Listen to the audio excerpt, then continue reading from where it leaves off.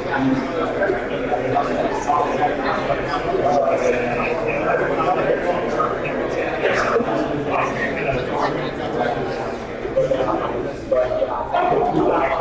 guys, we have about 10 seconds before the live stream starts again, so.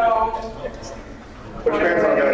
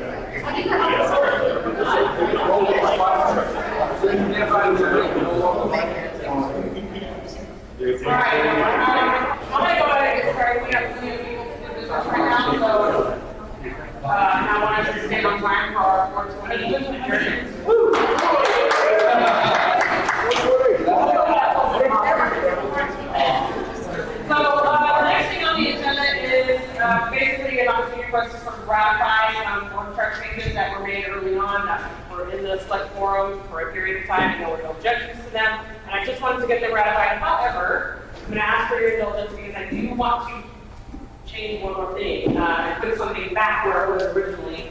I don't know how exactly happened. I think maybe I was thinking about something else, but campaign and candidate coordinator, I had moved out up into development, and that was a mistake, and I want that back where it belongs in political action. So that's the only thing that's going to look different from what I had put on the forum before.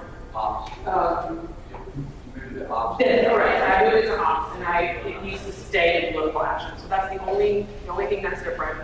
And so if you guys are over here with it, and you don't have any objections to that, I'd like for that to just be approved, and I'll handle that change and then get the policy manual updated with no problem. Yes. I move all changes previously submitted by the chair, except moving the campaign position into option. I need you to repeat that, sir, and also make a motion. I know you are, but just going first, last names, and district. John Wilford, I forgot my second district, to be honest.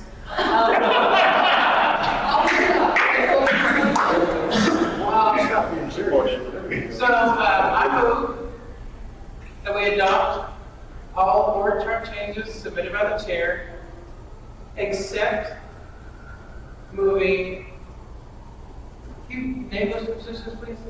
It would be candidate coordinator. And, or was that the only one? That's it. Except moving candidate coordinator into the ops department. Correct. Thank you. And it was seconded? Yeah. Right, any objections to that happening, and I'll make that change and notify you guys. Thank you. No objection. That's not good. Request for information. Yes. Can we get the afternoon live stream shared on the Discord, please? I can do that. Yeah, I can put another link up. Thank you.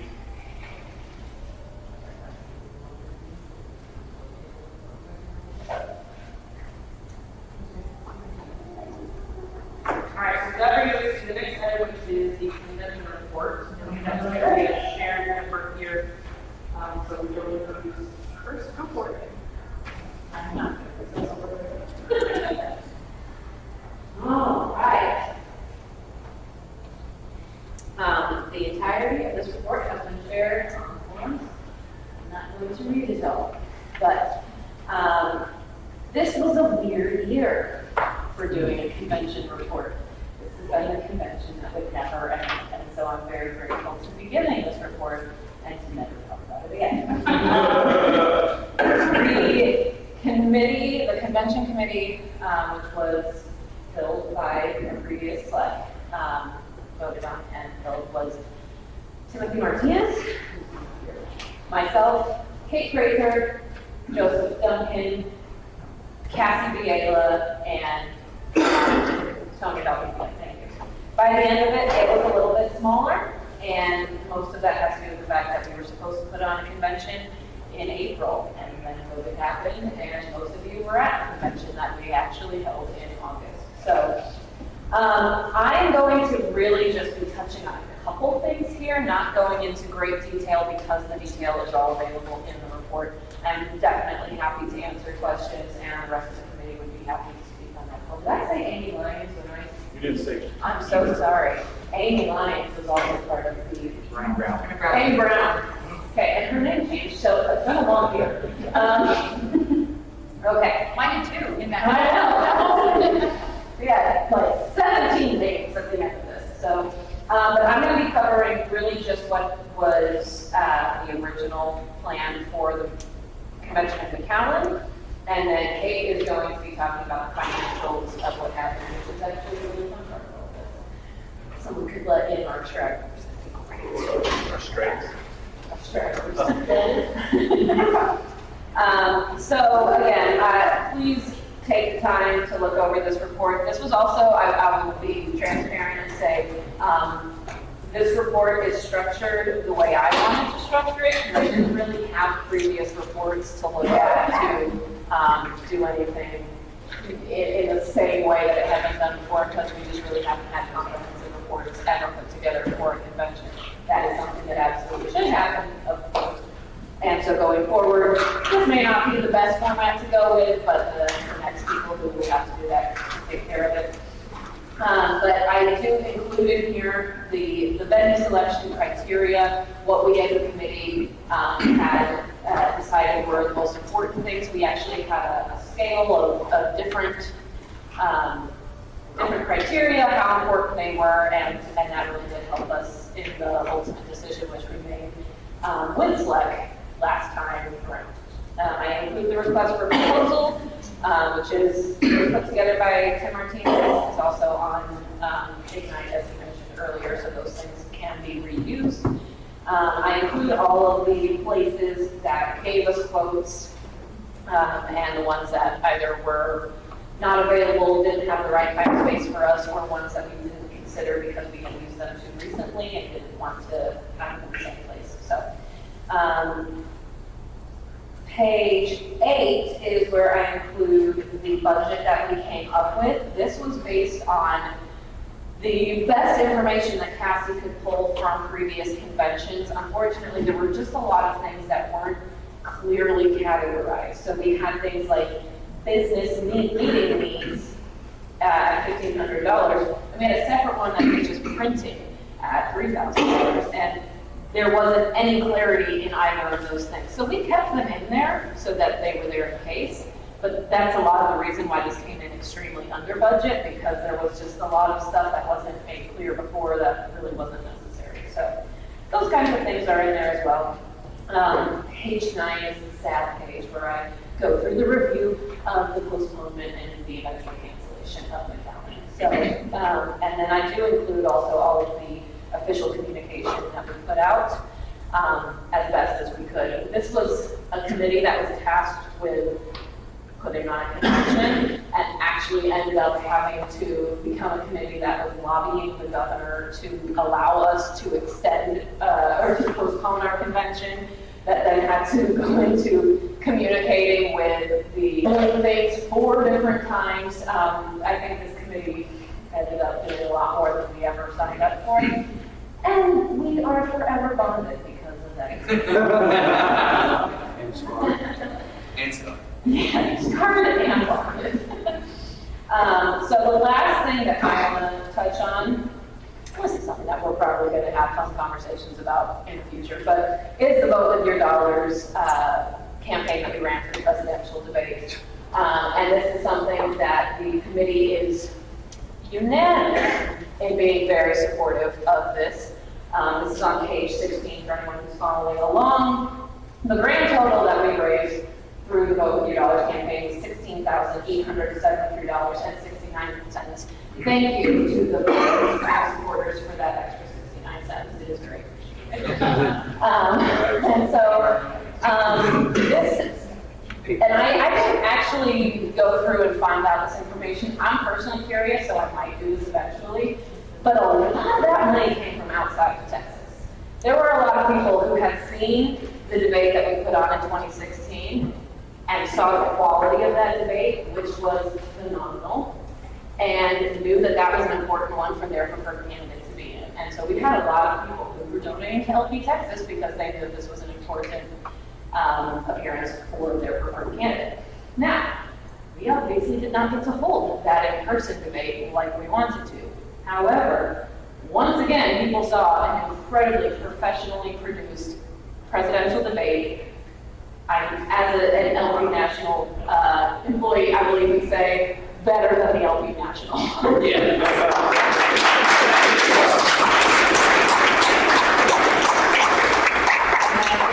Thanks to the convention committee, huge thanks to Tim Martinez, and to our amazing moderator,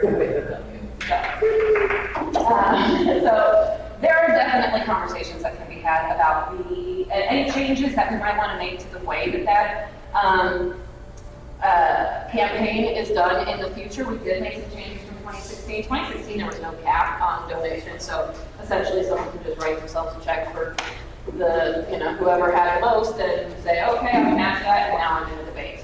We decided this time that we wanted to make sure that we were putting more of the deciding power of who was going to be in the debate into the hands of delegates and supporters. And so there was a $100 cap on any person for any one candidate. So they could donate $100 to all the different candidates if they wanted to, but they couldn't exceed $100. It also ended up being a very clear cut who was at the top of the pecking order here.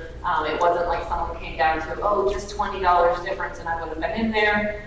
It was several $100s for the next one. So anyway, that is the last part that I want to talk about. Now I go into a little more detail. I would say if you personally feel like there was anything that could have been done better there, or you have ideas, document that, write them down. And when we're planning for the next one, because it's a little ways away, it's not going to be happening until 2024 for this particular Vote With Your Dollars initiative. But I would say just, keep that in mind that it's obviously a very successful fundraiser at National Day to Vote With Your Dollars campaign to choose the theme of the convention, and I can't give you the exact number, that raised a significant amount of money. It was obviously a nationwide thing. But it's something that we were able to significantly increase what we would have been bringing in from this convention, and so we're big fans and support it. And with that, last thing I want to say before I get to Kate, there is a section of this report that focuses on the IT and the AV that we ended up having to use in Big Spring. That was put together by Arthur Thomas, the AV section by Tim Martinez, and Mike and Kyle were a big part of that happening as well. So first of all, thanks to them.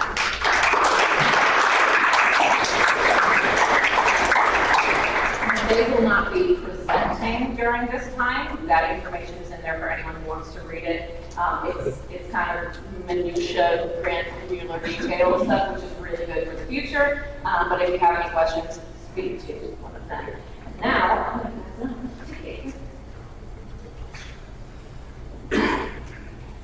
so I'm not going to go into total detail on what happened in those 8 days that were critical from getting the cancellation of McAllen to the move to Big Spring. I'm going to summarize as best as I possibly can. I was about to sit down with a really stiff drink and a movie and start to mourn our in-person convention when I got the call 15 minutes into my movie from Mr. John Wilford saying, hey, I just got off the phone with Shannon Thompson, and he is quite confident we could move the entire in-person convention to Big Spring in 8 days. You are tasked for the next 3 days to tell me professionally and physically, are we able to do this? Is it feasible to move this in-person convention in 8 days. And for 3 days, I'm just gonna tell you, if you want the more details, you can ask my husband. But any waking moment was making calls and making this happen, putting everything into place. So when SLEC came and was ready for my professional opinion, and I gave it, as you guys know, you guys were able to get that information and say that, yes, we can do this. And as y'all saw, we were able to pull off a whole in-person convention, 8 days, work out, and this is the exciting part that I get to present.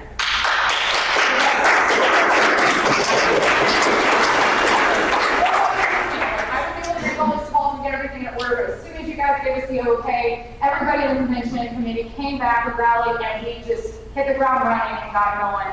So this was a massive team effort between the 4 of us that were left over. So I am going to go with this. It's not. I don't have anything that can be put on the screen. So if you would like to follow with the convention budget, you are going to have to go to the convention committee report and scroll if you want to go to this. But I'm going to highlight what we did. The approved spending from SLEC was $36,000. We, of course, said that we were definitely not going to hit that. Like, even when we were doing the McAllen thing, we were like, no, we're confident, we need, but we're going to operate under less, and we were.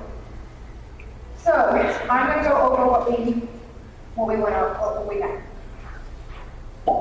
We had 4 different lunch orders, 4 different ticket packages. Every single ticket package was sold out, which was amazing. We sold out.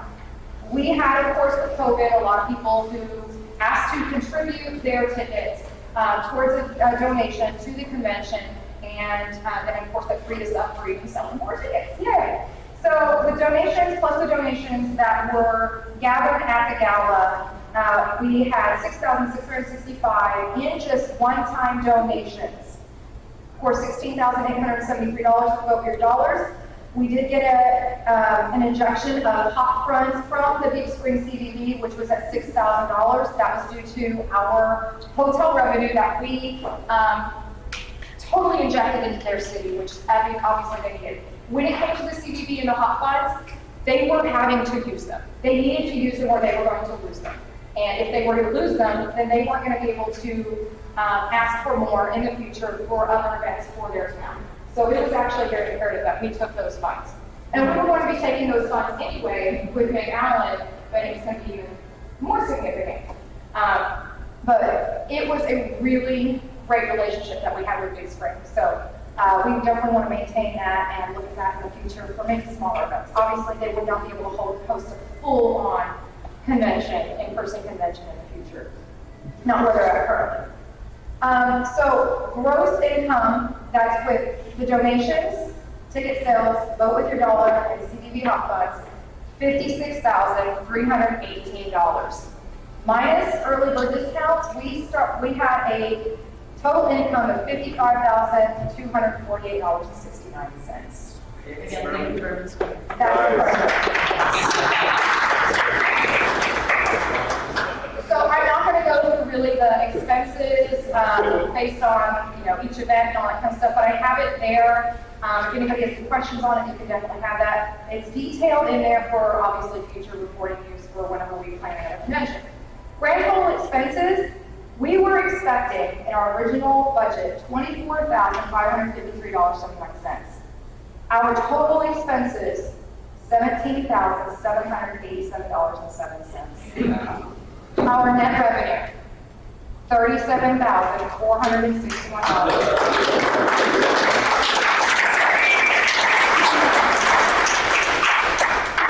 That was the most money-making convention ever in history, and it happened during COVID. So thank you all. Other than that, unless you guys have any questions, that's come on. Yes, John. So I actually have 2 questions, one for each of you. So I guess I'll start with you.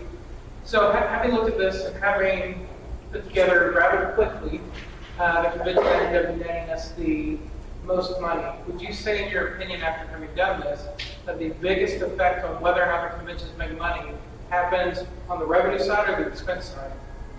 It's gonna be joint effort, honestly. It's gonna be shopping around. I think this was a little bit different. It was more on the revenue side this year, only because a lot of the revenue was in place or was going to be put in place before COVID happened. When it came to the expenses, we got what we got, and it being in a smaller town, obviously we knew we were going to be spending less money on those expenses, so that is going to be a big factor in how much revenue that we have.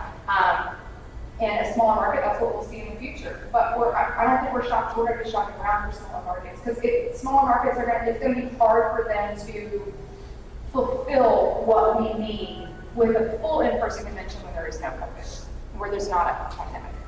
I would say on that as well that we did just also cut out a lot of spending that has traditionally been spent and doesn't need to be. Something that the last SLEC had determined was that we don't make money on breakout sessions, that we're mostly there to do business and bringing in a lot of different speakers and things like that, at least as our conventions are currently, how they currently function. That wasn't a great use of money. And then also, we didn't print out hundreds of packets of paper. We put everything in PDF form because that's. And that will say, take us $3,000.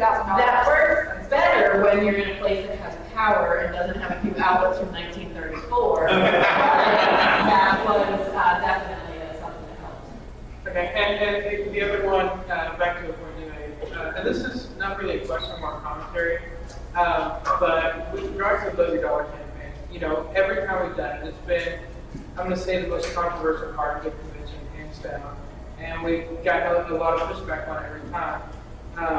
But I'm even respectful on it, because the first time we did it, I was treasurer, the second time we did it, I was chair. But, you know, I want to applaud all the effort you put into it. I think the $100 limit was a great addition. To the point, correct me if I'm wrong with this, you had multiple donations you had to turn away. You were literally turning away money on this thing. I did have to refund donations to people who were trying to sneak past with making multiple donations, mostly to themselves. And just have to be on that. But And so my commentary for anyone in this room who's not a big fan of the Vote $3 campaign, I think that if you don't support it and you don't think I would support it, stop making them so damn successful.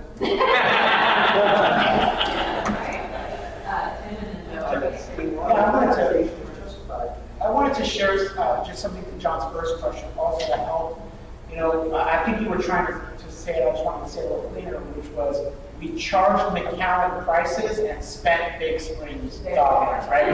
So that was some of the disparity you might see, John. Your question, like, what was the most successful? Like, we saved a lot of money in spending, like it was in our that, but it was also that it just didn't match. When we were charging for a big event, we were expecting big costs on food, and the pricing just scaled down. But that gives us a model in the future. it wasn't an anomaly for sure, but it gives us something To kind of look at, yeah, are we, if we are charging properly, we need to raise our prices. Yes.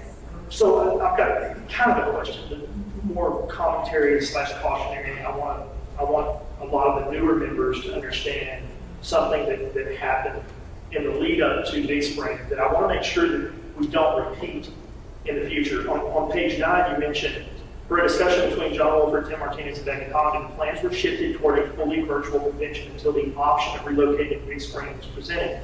Then on page 15 is the press release that basically says we're not going to have an in-person convention. Just to be clear, it wasn't a press release, it was just to our Facebook and email, so not a press release. Not a technical press release, I'm sorry. But I don't even know what you would call it. An announcement. Sort of announcement. So the announcement was made.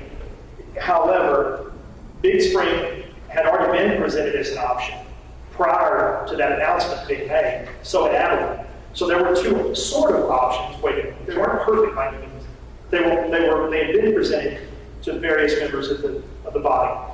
And then that announcement was made. SLEC basically got blindsided. None of us, well, unless you were involved with it, I found out by people blowing up my inbox complaining, why is there no in-person convention? What's going on? What's with this announcement? That's how I found out about it, and I sat on SLEC. So I don't want to see that happen again because it took some significant work and lobbying to save the in-person convention. Because after that announcement was made, the general membership was like, okay, we're going full virtual, this is it, this is what we've got to deal with, there are no other options, there's nothing left, we got to move forward with this. And an informal vote was done by John on what motion might we put out there. And by the time I figured out kind of what was happening, there were already 13 select members saying, okay, we don't have any options, we've got to go virtual, let's vote to go virtual. And most of those people that were voting that way didn't know at that point that Big Spring had already been suggested as an option. They didn't know that Abilene was also a possibility. So we had to turn around that narrative and make it clear to all of Select, and then later clear to the public, to the membership, that we did have an in-person option at Big Spring. And if those of us who lobbied for that wouldn't have done that, we would have had Big Spring.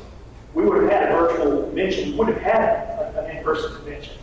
And I think the new members to Select, all the old members went through this. We all discussed it at length for hours and days. Online contentious votes were had. But the new members are aware of that. And I feel like the new members to the body need to be aware of that so that we don't make that mistake again. Because as a Select member, personally, I felt like we were just tossed aside. That you guys had decided we're not having an in-person convention, we're going virtual, and it doesn't matter what Select says, even though Select appointed the members to the body of that committee.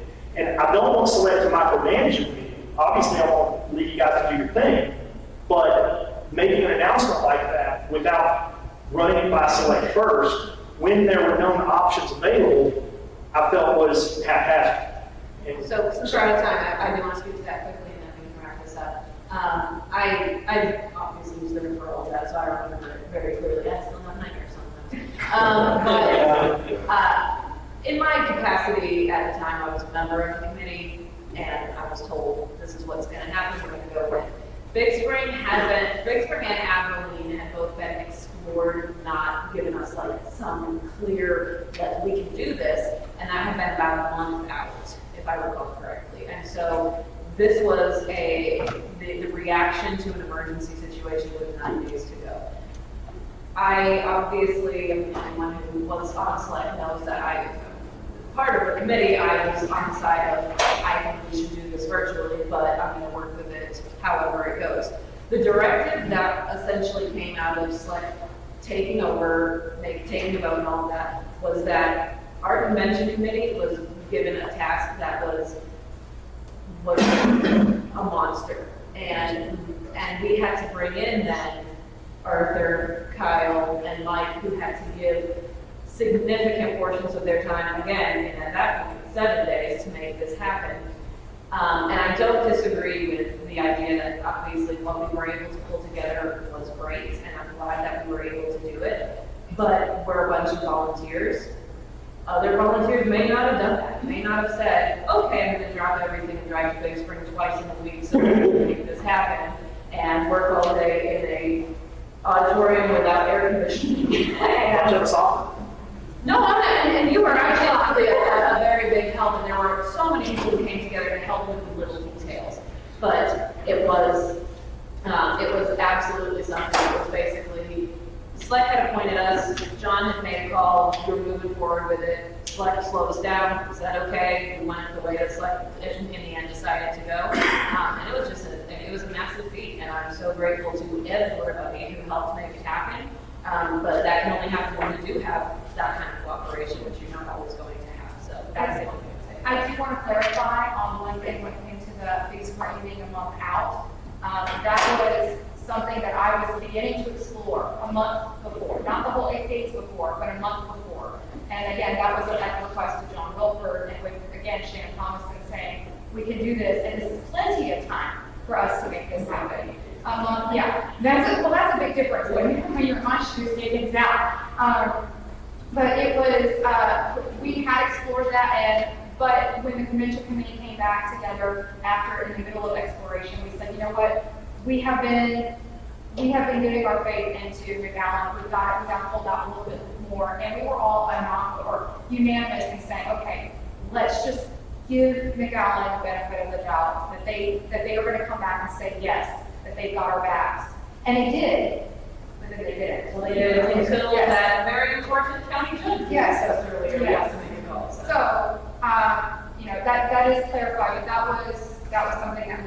that we had, and that was part of our committee responsibility. We're out of time, 10 months, 6 months. Okay, yes, one more person from the committee. Thank you. Yeah, and I just want to clarify for everybody from the bottom that might be hearing Joe's take on it. Well, I appreciate his take. Just from the committee's perspective, we were exploring two options there at the end when things were getting really bad. We were exploring sticking with the calendar, and we were exploring digital and how to make that work. And that's where our full attention was going because off of the heels of National's digital hybrid convention and watching what they do. So we have people from National assisting us with the most support, the most resources, the most experience helping the committee was in the digital option. Now, Kate did go and explore the experience, and we knew she was doing that. And we knew that Amy was exploring Avalon. And there were little rabbit trails that said, yeah, let's see what happens. When it finally all fell apart, 8 days out, Kate did step up and say there is an Avalon option, but the most of the committee was like, we're going digital. These are the two big ones that we can really do. We had our heads around it, we understood it, we were prepared to do it, we knew what it was going to take, and we had the most capable, in my opinion, perspective to go digital as a fact. Abilene was a scramble. I mean, Abilene would have been a scramble, and Big Springs would have been a scramble, and you saw what happened. I'm glad we pulled it off. But there was no nefarious, there was no desire to defraud SLEC. I reject that notion. There was no desire to pull a fast one or disregard you guys. We were doing our jobs as best as we could. We were working diligently on your behalf to do a successful event. And I'm glad that when Kate called me 3 days out, or whatever it was, and I was heartbroken, I was devastated. But Kate will tell you, I said, let's do this. And we went to town, and I drove there 2 days. I spent 60-something hours in Big Spring. So I was there. I wanted to do it. But I just want to make sure that perspective is heard for the record.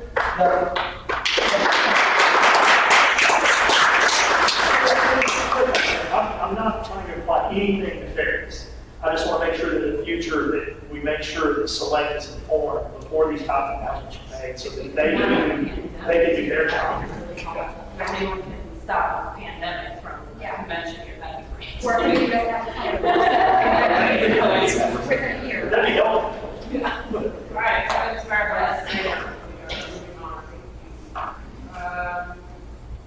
next item is legal funds for discussion, which has a possible motion next. I just get dumped in on this. I was surprised today that my name was even on that thing. I just thought we were just going to discuss it, but we passed the legal fund, right, guys? So we got rid of that. We kind of did that in a hurry out of necessity, and I think we spent 10 grand or whatever, raised a lot of money. Well, on the forum, I had mentioned that there were a couple of things that I felt needed to be addressed in the legal fund.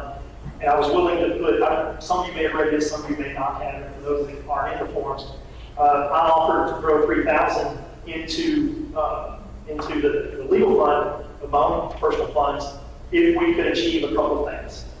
And those things are establish a legal committee, which I believe Whitney ran on. It's one of her things that she wanted to achieve in the little tidbit in Big Spring. How will we do that? You guys can decide. I just think we need to have a legal committee established to advise us as a SLEC on what legal actions to take or not to take, when to take them and not to take them. And then the second thing is that we make a reserve within the legal fund such that a future body, this body obviously is a stupid thing, we've never made this type of mistake, but so that a future body doesn't spend too much money to the point that we have nothing left to defend ourselves with when one of these type of lawsuits hits us again.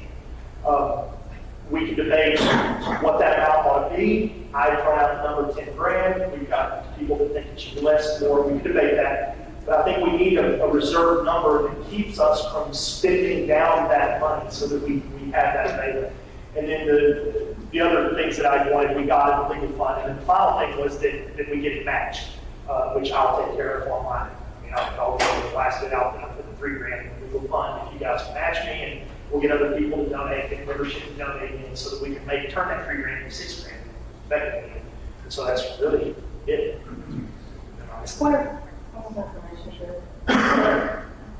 Are you saying we need two legal funds, one for us to be proactive and one for us to be So reactive? let me address that, because the words that were used in the form are offensive and defensive, but the problem is I'm sure the attorneys in the room can tell you, it's not, what constitutes defense and what constitutes offense could be really up for debate. So it's hard to define that terminology.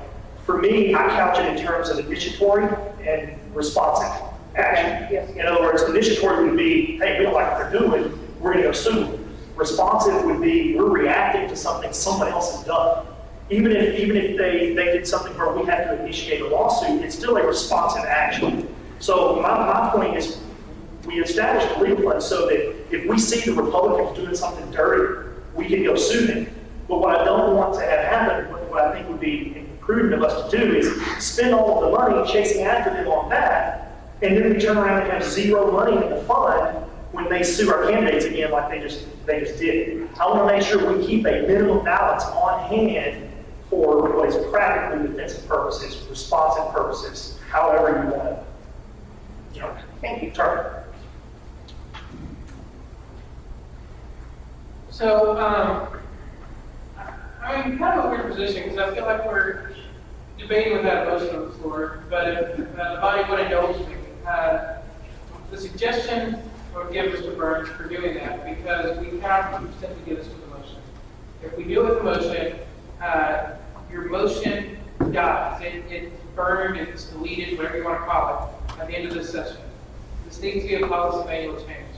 And we have similar policy manual items for Isn't the legal fund in the policy manual? Isn't that part of what we established as the legal fund? So the motion would change the policy manual, would it not? What we're proposing to do here. was that a change to the policy manual? I believe the language are made. It was a special project that was specifically added to the policy. So we're just basically be tacking on a clause related to a reserve.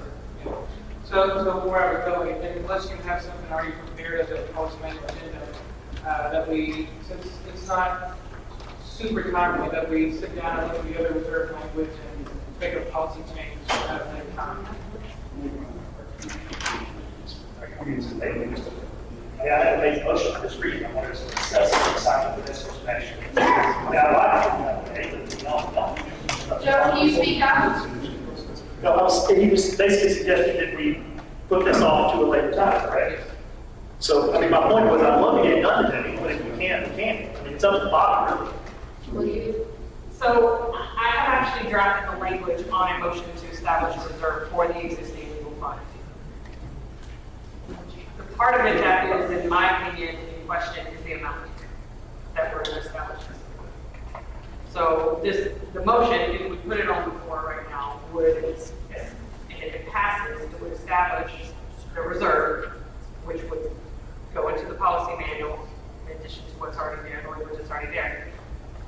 But we had to set up, the discussion I think needs to get to a number. So we can put the motion out with the number that I settled on, based on the number I started with and what Joe had suggested, which was kind of in the middle. I'm in the middle, I'm sure you guys. Yeah, no, that's, I mean, it's where the body decides. Yeah, of course. So that, to me, would be the part that is up for grabs, I guess. And then if it's approved, then we fix the policy manual to match that, and we'll go from there. Request for information. Is there any discussion right now about moving money from, let's say, like the general fund or the collective savings into this special project? Is that being discussed like that? There doesn't really need to be because any money that's going to be going in there right now is going to be coming from the year tonight, which was set up specifically for that. So it's already covered by the special project motion. And it will be going, yes. I'm curious how much the, 11,000 maybe? After. Sorry, what was the question? How much How much? was raised from the event that's going to be happening tonight, which is going towards So she can get to that answer. Plus information. Yes. Circling back to John's point, is the language the motion we're considering an addendum to the policy manual or simply attaching a dollar value to that language? In the policy. Because the motion would be to establish the reserve, to establish a reserve minimum as part of the legal fund. So the legal fund already exists for policy, but right now it doesn't have a reserve. And to answer that last question, the net income from the event matches is $6,865.65. That is going toward the food plan. Point of information. You alluded earlier that you made some kind of compromise by pointing to numbers. Can you give us the? Yeah, so the number that I had settled on was $6,500, just to kind of put it out there for you. It is actually higher than what I would have wanted, but it's lower than what he wants. And this, the whole concept, the whole idea of reserve being came from Jim, which is why I wanted to bring it. This is an important thing for us to consider. The reason that I could be comfortable with $6,500 as a reserve minimum, meaning we can't touch that unless it is specifically for responsive purposes, or what we would have said for defensive purposes earlier. With what happened to us in August, I could have gotten a pretty crappy response letter written.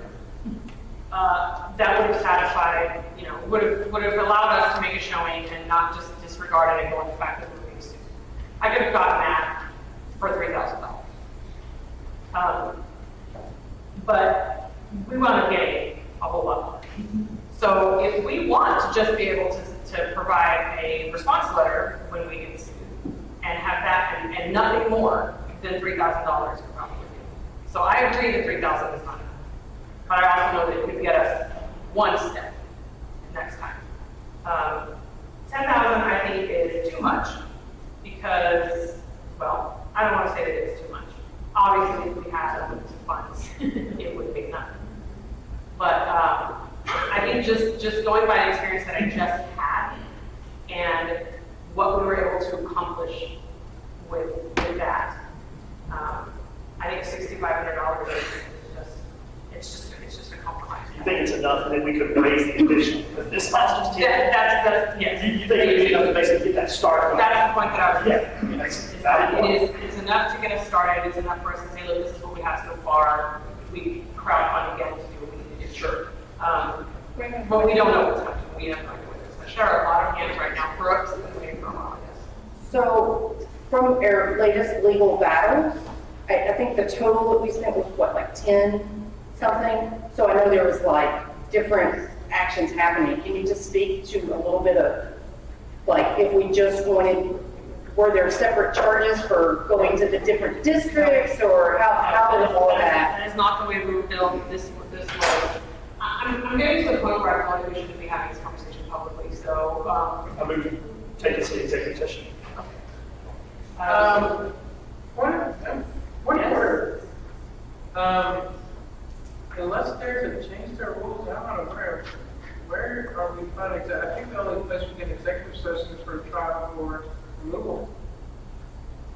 So we want to continue having this conversation in a public forum related to Specifics. to our potential to defend ourselves against further legal action. I don't know that it's a question of want to, but that's a question of rules. Yeah, it's a question of rules to me, but what I can do, because I am a free individual, is I can press use, I can at least do that. Okay, that's easily done.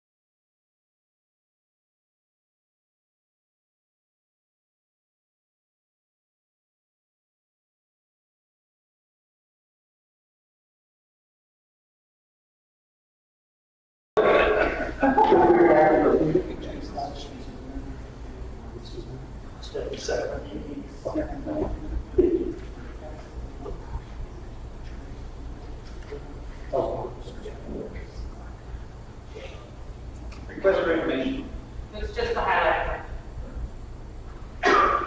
Yes. What department was that under in the budget? It's not a department. It was, the legal fund was created as a special project. I saw it as a special project, but It's just the legal not fund. proposed. It's just a place where money goes.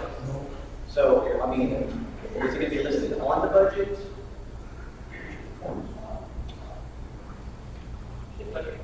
Yeah, it doesn't go in the department. Because I mean, this, the only reason why I'm asking is because I don't see it on the 2021 proposed budget, unless of course there was amended.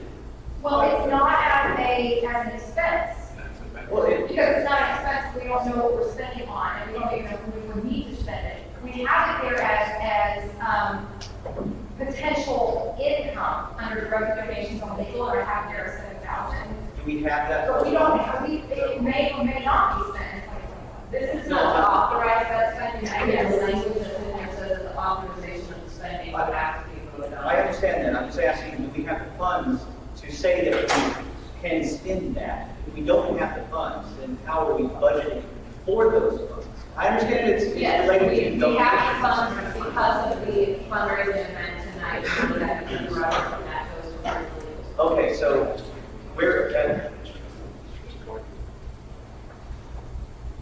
what I'm asking is, with the proposed 2021 budget, we have an idea of how much we're working with regarding to the legal, in case that something happens in 2021 with any type of candidates. Okay, so do we have a basis of what we have to work with? I understand that we're setting it at what, 65? Did you say 6,500? Yeah. We've already spent what was it, 11? 10. 10? So we're going to allow expenditure of 6,500. No. Not Reserve, okay, that's what I'm saying, reserve, do we have that reserve? Let me try to clarify. So for instance, we have our reserve savings account that we have in the rules that establishes that we must have $10,000 in that savings account. This is setting up a reserve savings account just for legal battles that come up. This is not approving spending of any of that. This motion is for the future of spending of that account. This motion, it actually sets up a separate account, kind of like our supplemental account. Right. Or our direct donations account, or our reserve funds. So it's just setting up a separate account reserved for legal battles. Okay. There's no incoming or outgoing in the budget for this. Yeah. Right, but in the budget, we have that 10,000 reserve listed, don't we?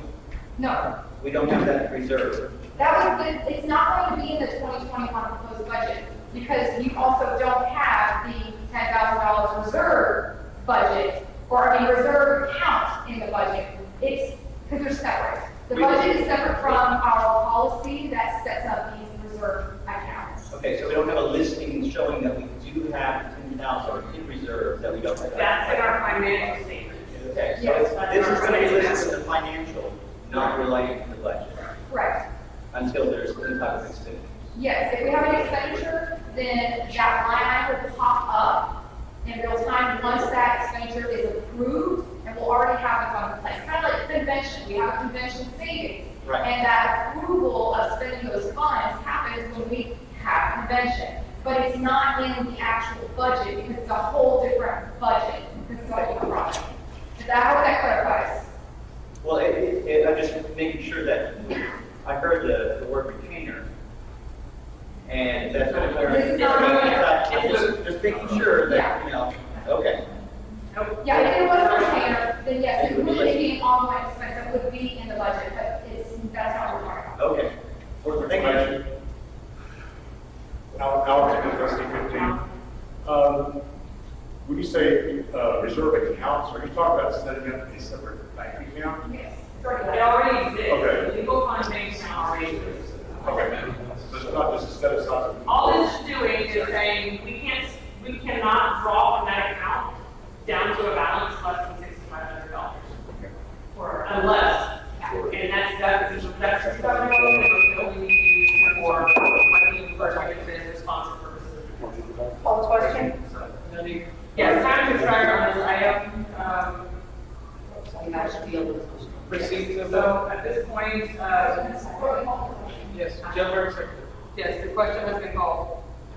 Can you put it back again? Oh, she needs it for. I need to take a, yes. I have a request for information. Okay. Request for information. Do you interpret that motion as modifying the policy? I do. And I will physically do that.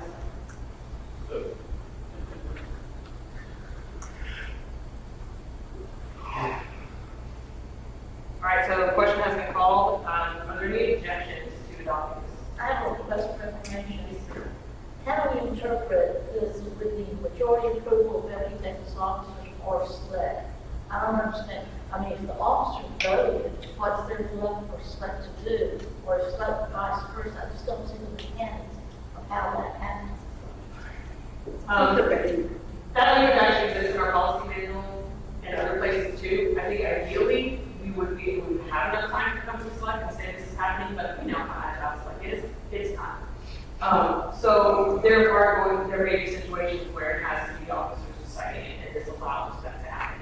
If it's a true emergency situation where we have to respond quickly like we had to in August, we would have just, I might as well have just taken all of our candidates off the ballot if I was going to have to come to select that, because it would have been 15-day turnaround.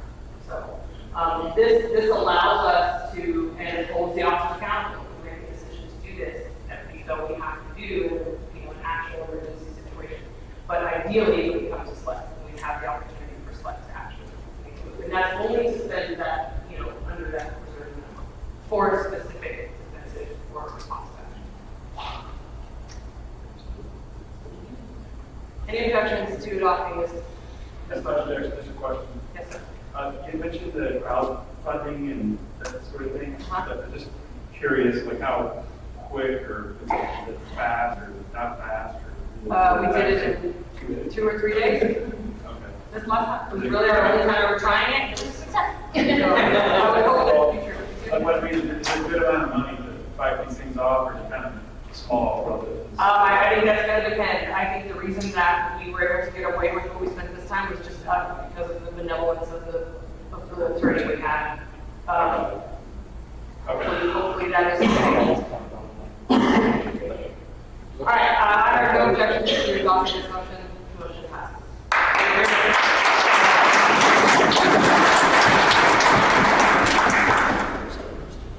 All right, moving on to the next item. This is a motion relating to a development staff position. Point of information, Yes.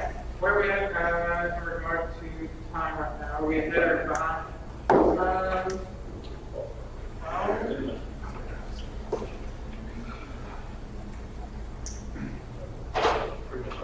We're 3 minutes behind. Yeah, 3 minutes. Okay, well then I'm gonna try to shape up. Quick question. Will there be any time to try to establish a limit between you and Grant?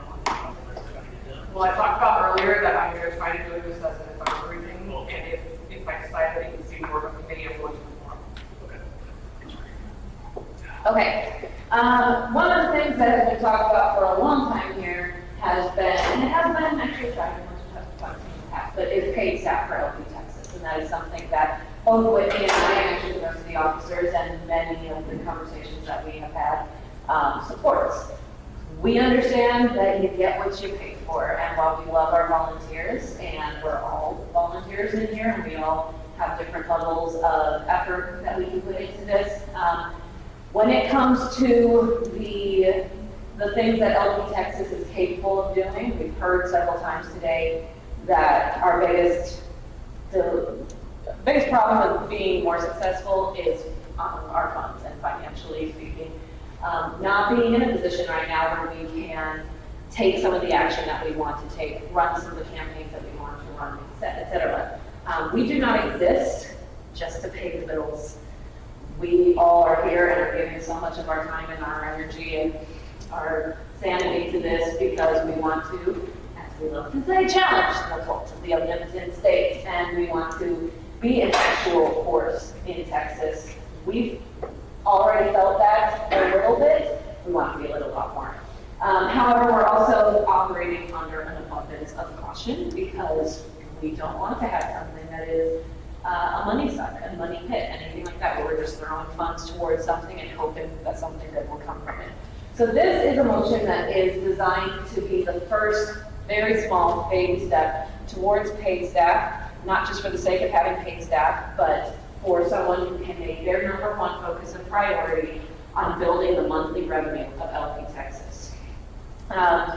We are in a position, as I said, to be making some really great strides here, but we can't do that on where we currently are, which actually I would say is probably over $3,000 a month, but right around $3,000 a month is not going to cut it for the organization. So that's really where we want someone to be able to focus their time on renewal and retention and new monthly donors, so that we know how much money we have to be dealing with, and it's more than what we currently have.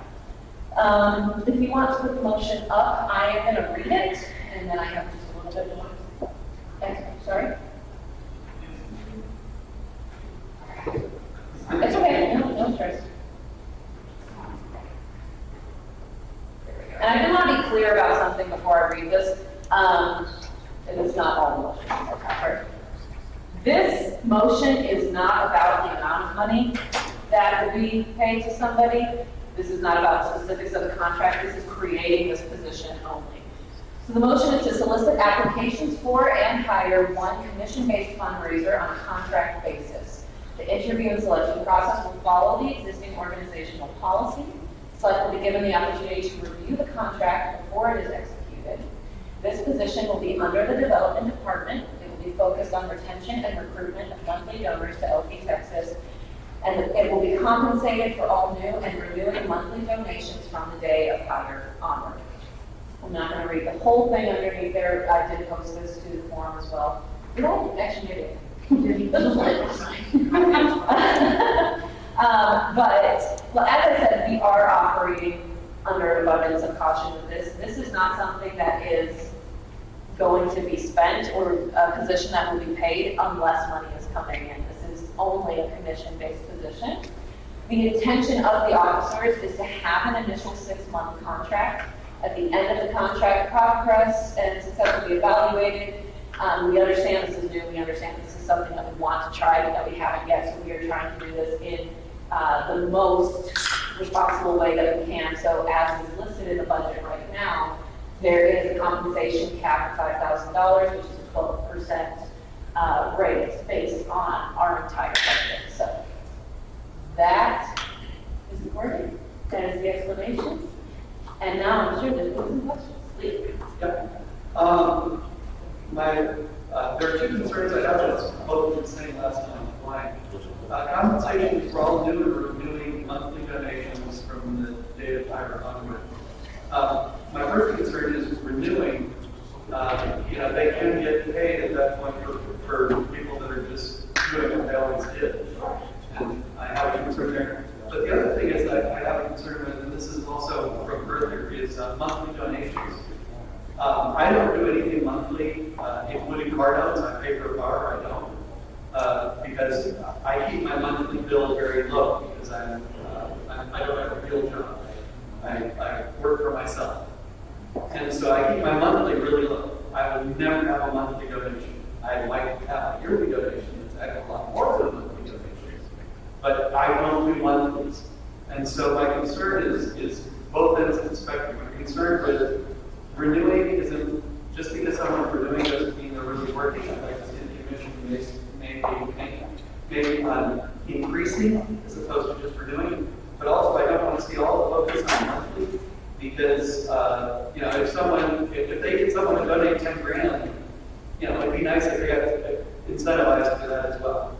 Sure. So I'll try to speak to both of those. So first of all, I hear you about the monthly thing. I do think you're probably in the minority on that, as you've seen just from how people do it, and that's fine. Not the first time.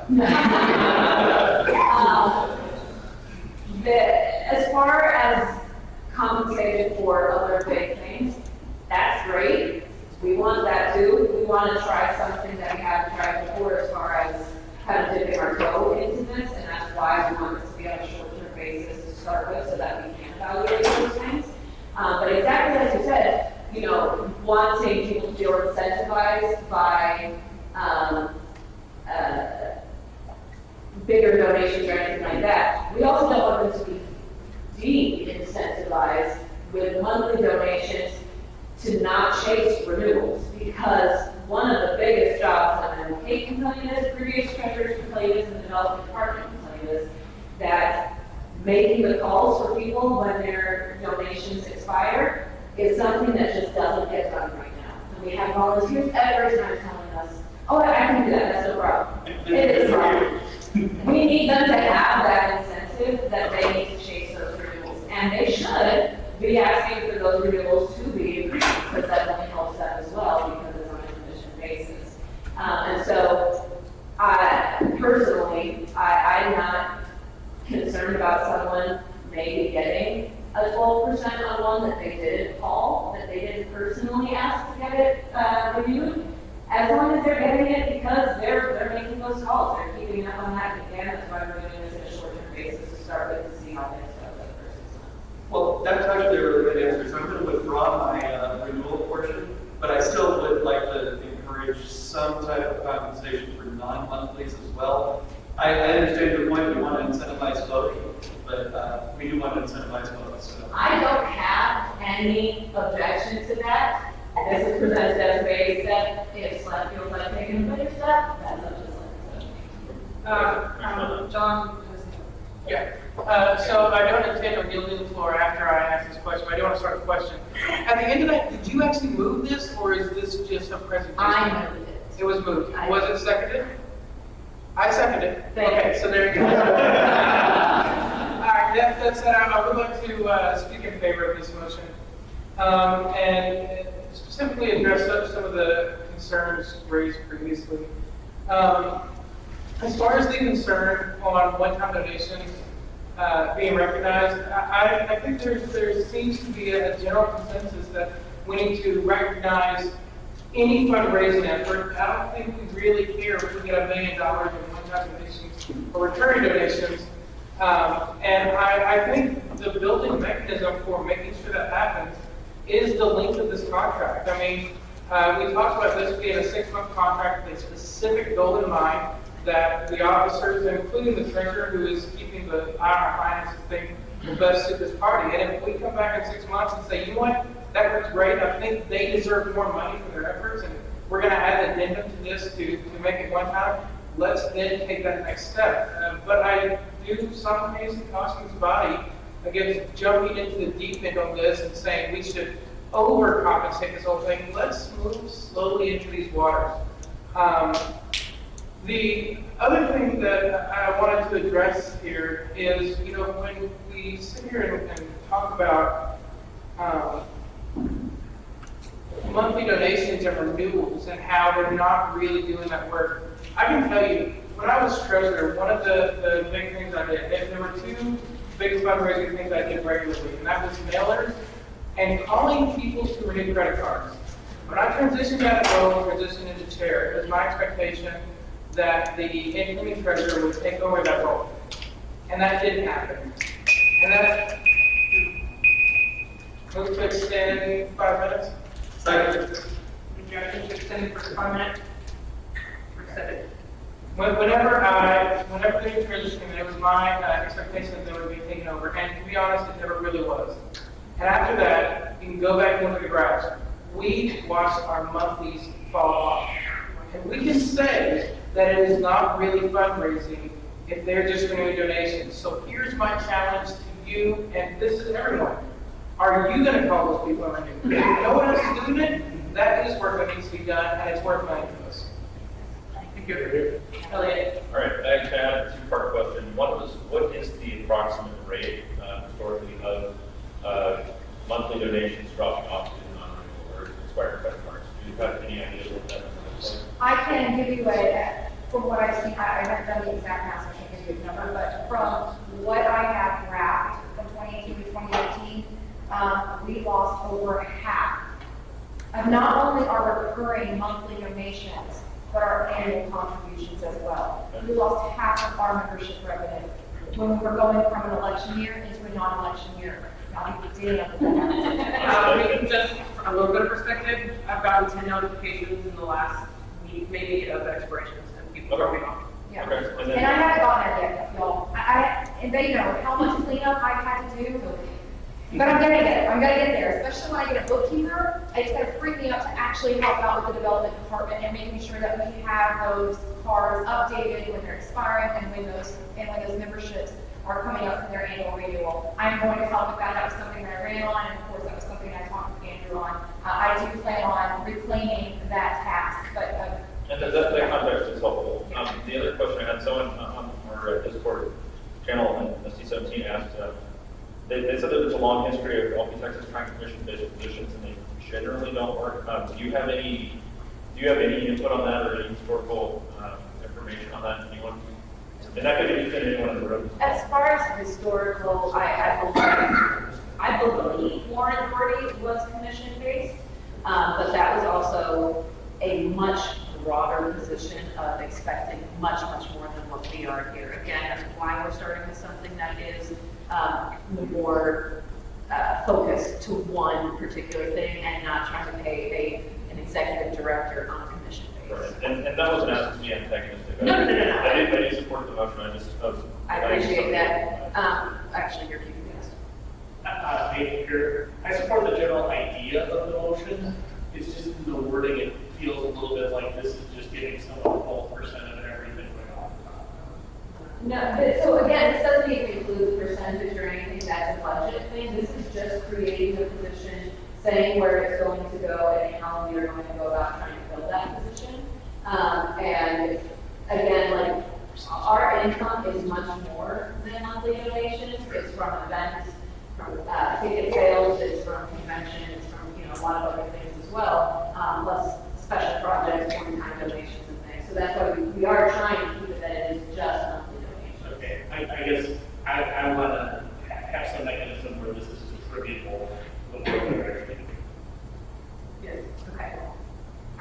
Yeah, Alan Smith, the 12%, two questions, 12%, where is that coming from?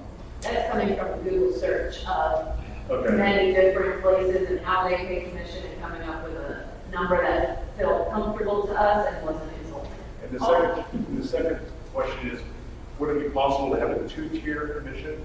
So you have the low-hanging fruit, which are the renewals, so the people who give you 4, so they do 5% for them, and 15 for new money.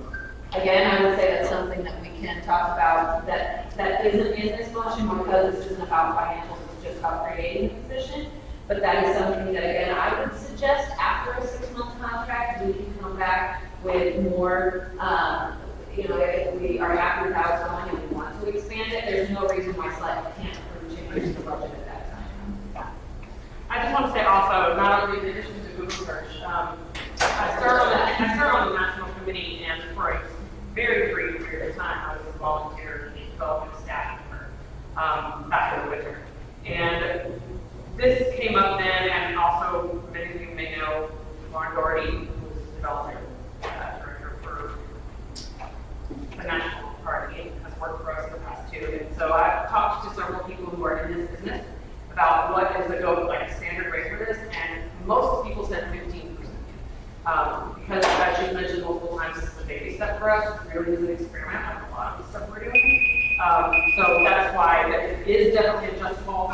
I do actually have talked about having some thresholds, some milestones, some tiers for it. So all of that is things those are things that we can move forward. I think we just need to get the position created, and then we can craft it in a way that makes the most sense for us over time. I have John, you wanted to say? Okay. Time's up for the legally procedure vote, so I'll have to extend. Okay, so time is up on this. So you moved this, right? I did. One second, so the motion on the floor is ready to be voted on. Are there any objections to adopting this motion as it was written? Hearing no objections.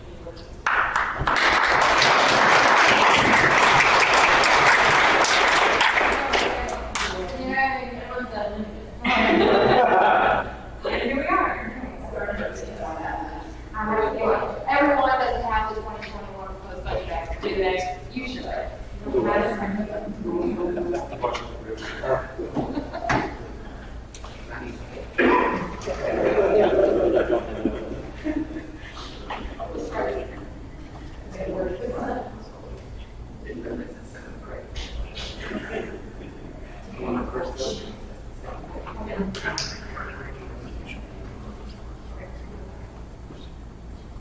Okay, so, one thing that I am proud to say I avoided was, I did not draft a budget that was only going to get us through 10 months.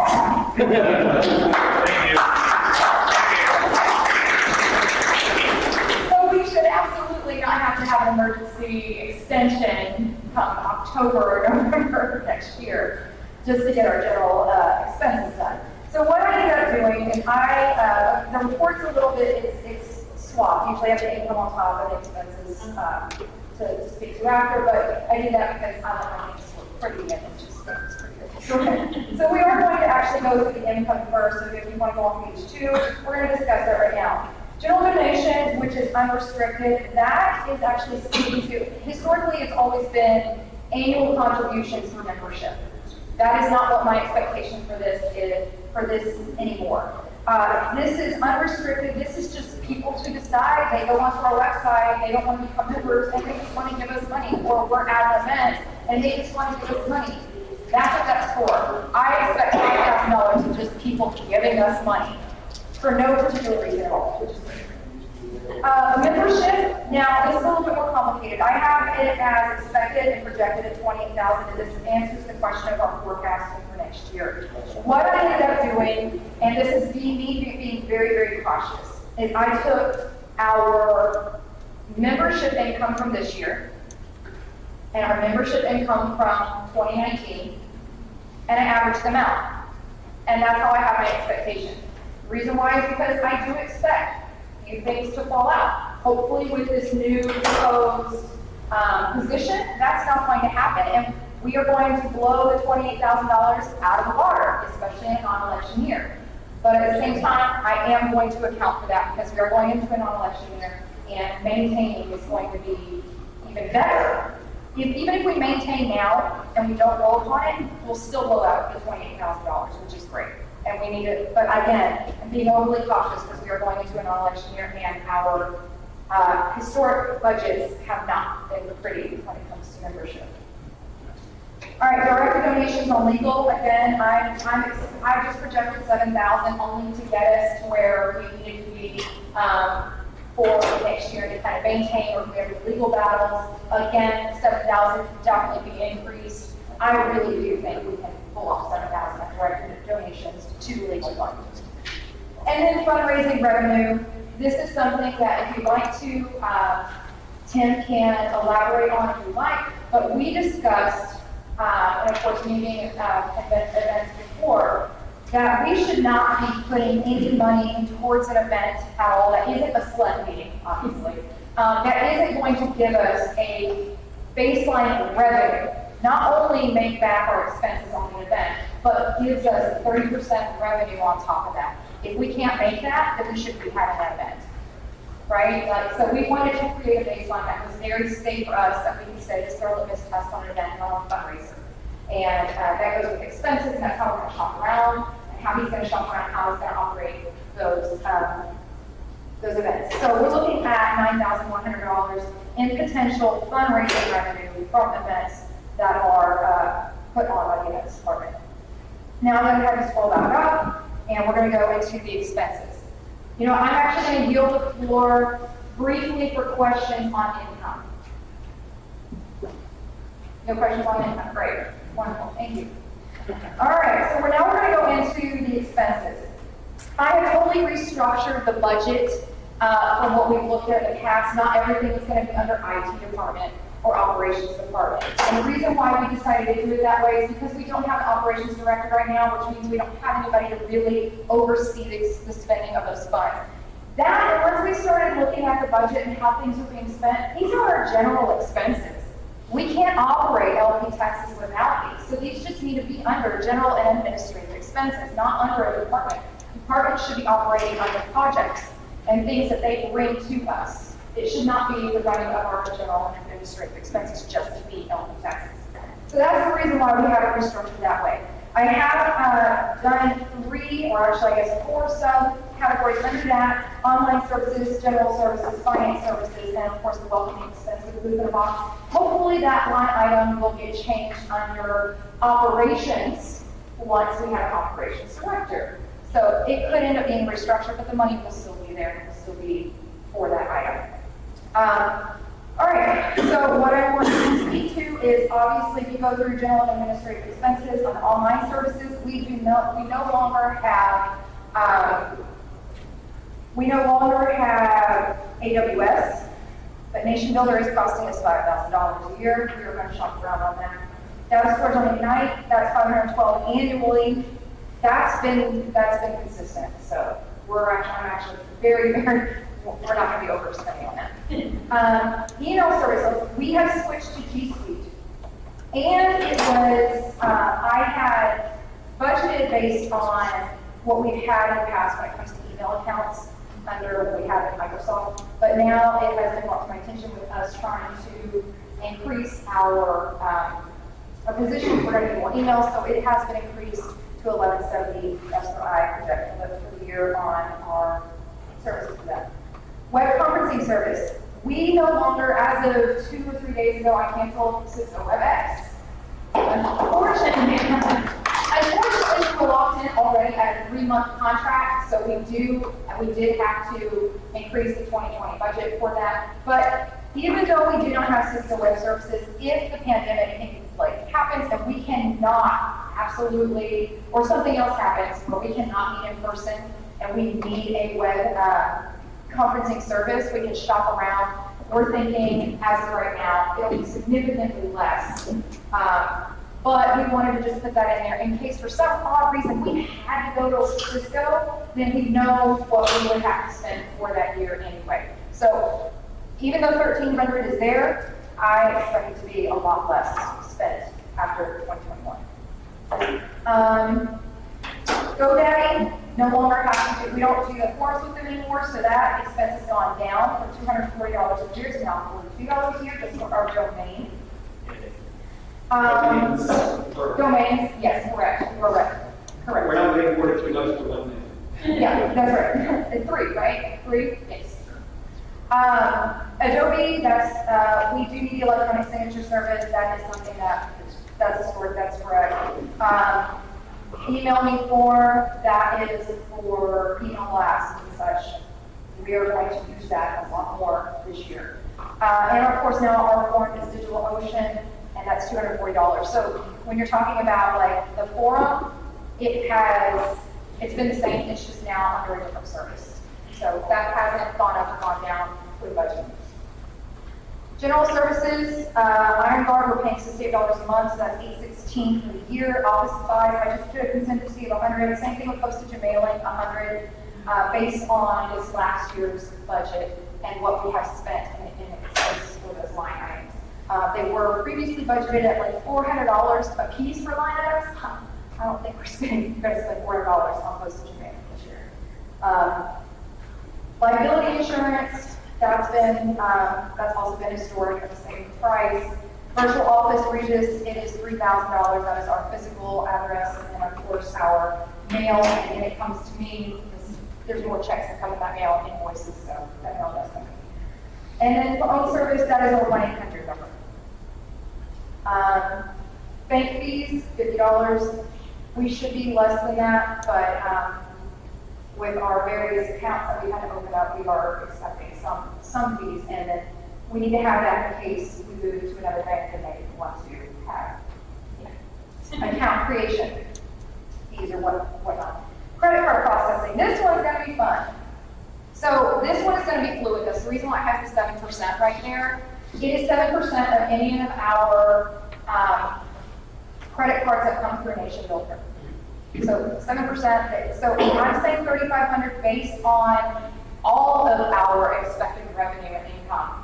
And that's how I got that, is 7% of that. So we're at 3,500, but yes, we could end up going over that if we bring in a lot more money, which that's not a bad thing. So if we end up having to go and increase any line item, it would be that. But I would almost want to put some sort of language in there saying credit card processing is just fluid based on a percentage. Oh, variable expense. Yeah. And then QuickBooks software, $900, that is what we pay per month, so I can keep the books. And then Booth in a Box, that was mentioned earlier, what that was $104,000. So the total general expenses just to run the party, $19,408. That is about what we have been in the past 2 or 3 years, except I would say it's about between 22 and 24,000 was our general expenditures in the past. I have reduced our general expenses this year based on what we need. We got rid of like EFACs, which is stupid. And what else did we? What else did I ask? I can't remember now. There were a few. Yeah, and they were small. Like we're talking like between $100 and $300 per line item, and there's like 3 of them. So I made a mistake. All right, so now we're going to go into the fun part.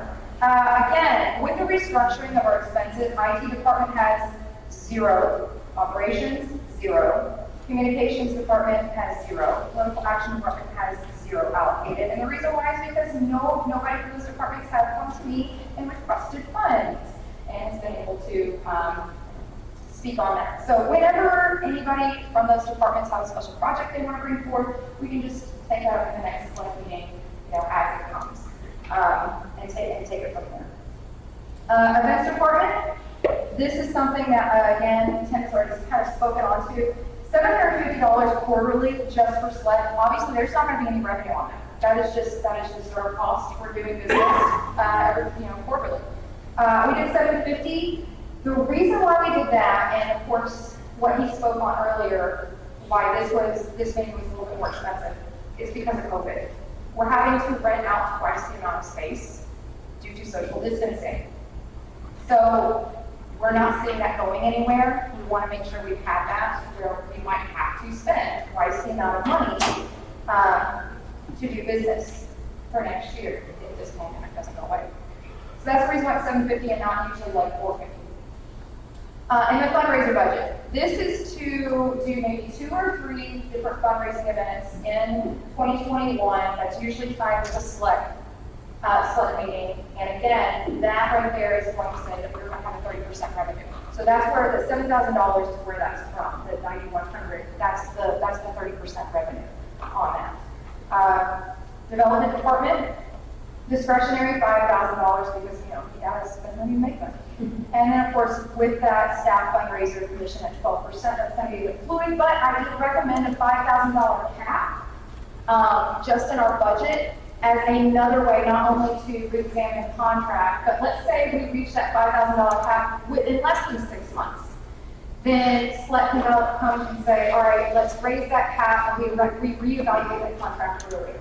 I just felt comfortable putting kind of a cap on it right now as another safeguard since we were, playing with this new thing. So we've got some safeguards there for that position. So development department at $10,000. Total expenses, $39,408. So with our total projected income and total expenses, our net will be $9,692. I move to accept the budget as presented. Second. Michael Hanson, SD 25. Thank you.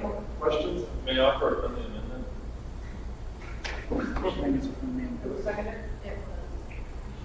You just mentioned that the email service number was mistaken. Can we just update that to 1170 like that? It is. Okay, sorry, I'm looking at the proposed budget. It should be up on that because I've already updated on. Yeah. Okay, I'm looking at it. Sorry, yeah, further in. Right. Yeah, all the other ones are further down that road, sorry. And yeah, it should be up there because I sent her the, all right, isn't it? Oh, no, it's not, you're right. No, it's not. So, yes. So, yeah, let's make sure that we're voting on what she's saying, not. Yeah, it's, Sorry, Nick. no, appreciate that, thank you. Right, I've written So it's really not anything, it's right here. This is what I'm reading is the proposed budget. All right, we have a motion on the floor, it's been moved and seconded to accept the budget as written. Any objections to adopting this? I'm going to take that as a yes. John Milford with his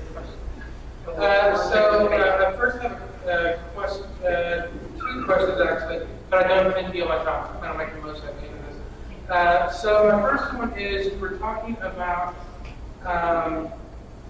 the changes that happened to GoDaddy, and how there were $242 before, and now we're paying $42 for domain registration. But then we moved to lots of DigitalOcean. That expense itself is $240. Yes. Can you explain some of the drive factor of that move?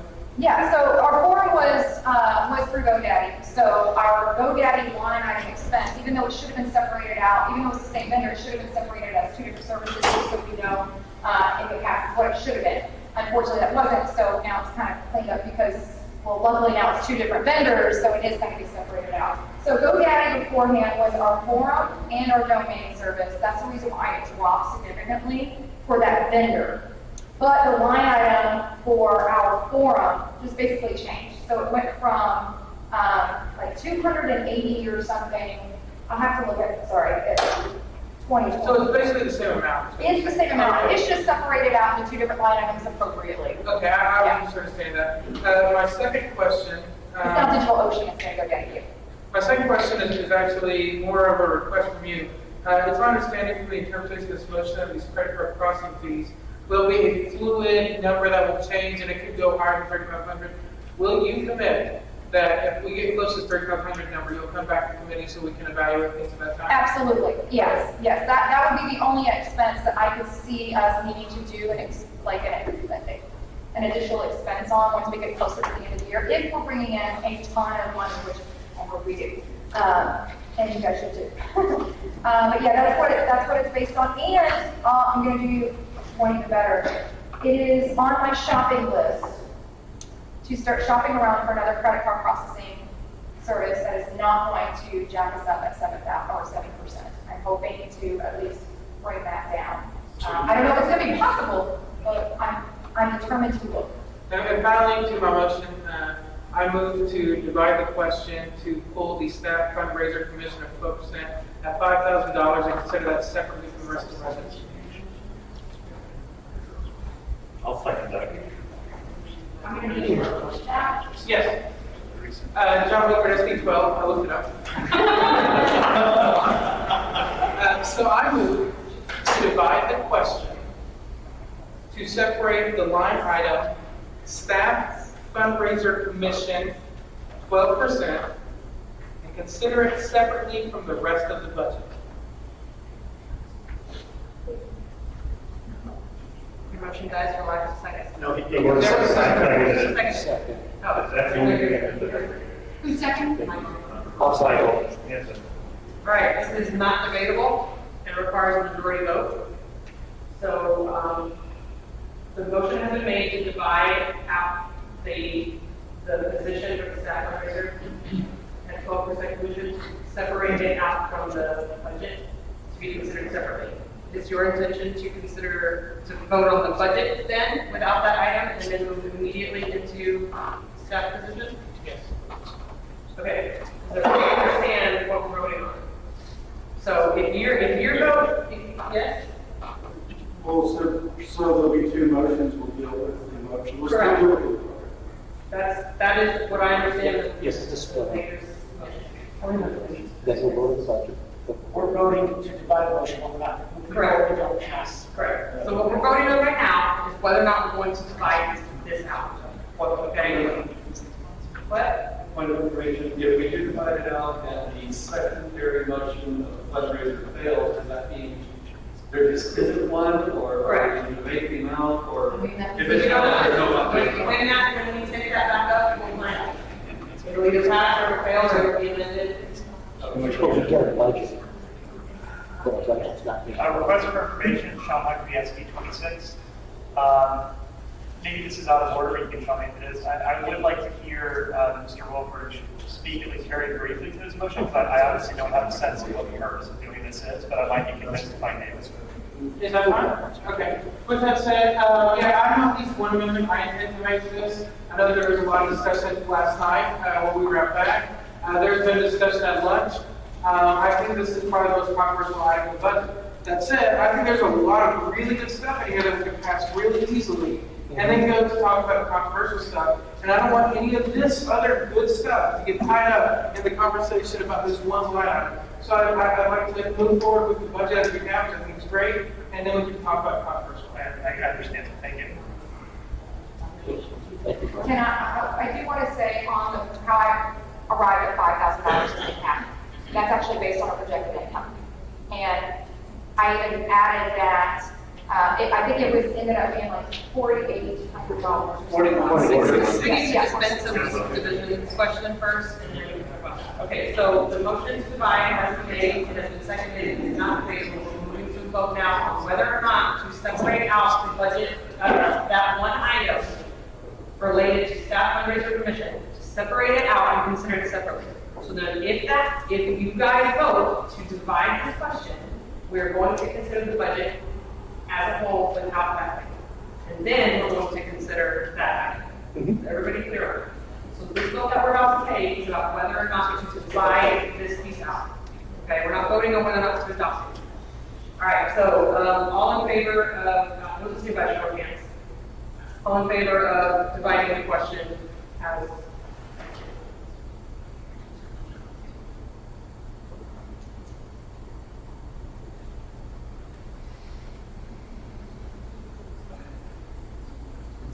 that's really close. Well, if you vote, if there are extensions like me. Yeah, anybody opposed to dividing the question?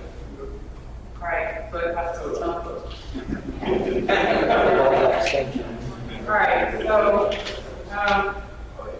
at this point now, we are considering the budget without that item. Still open questions. Correct. So basically, just pretend that item is out of the budget, and, we still have people, those of you who I have on deck, do you still want to speak to this? Okay, then Ted, you're next. Just the budget itself, we're no longer talking about the commission. Yeah, okay. Question first, what is physically stored? What is physically stored at Iron Guard, first of all? What? You guys see that? It's PG-13.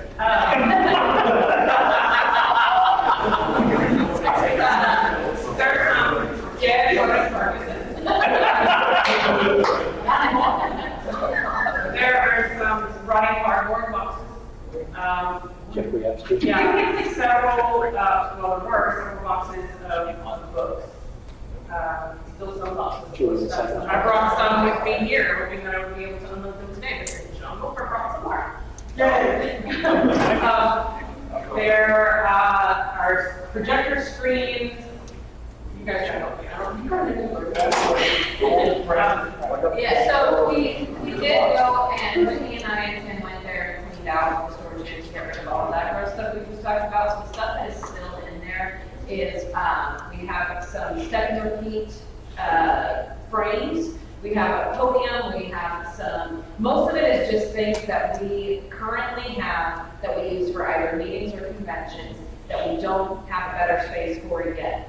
Our intention is to get the rest of that stuff rehoused somewhere else so that we don't need to use that place. And to be clear, there is valuable stuff that is not in there and that I am not going to put in there. That is at my house, that's behind. Our Scantron machine, I think I've got a printer, projectors, things like that are at my house. I took them home after the convention because I was not about to put them in that storage unit. The things that are in the storage unit right now, I don't want at my house. So we're in kind of a quandary about what we're going to do with that. I don't believe we need that expense, but I also can't tell someone else, hey, store this stuff in your house, but I can't use it. So we're working on it. Are we trying to do fundraising teams in your house still? I don't believe that the storage unit is necessary. I think there's another solution. I just don't know what it is yet. Maybe one that's more convenient, but to whom, I don't know. But we do have stuff that needs to be safely stored. That's not. Okay, the other one was, what services are we receiving from Regis for $250 a month? So Regis is our physical office, our virtual office. So yeah, virtual / physical office. All of our mail, whether it's fan mail, check donation, staff stories, all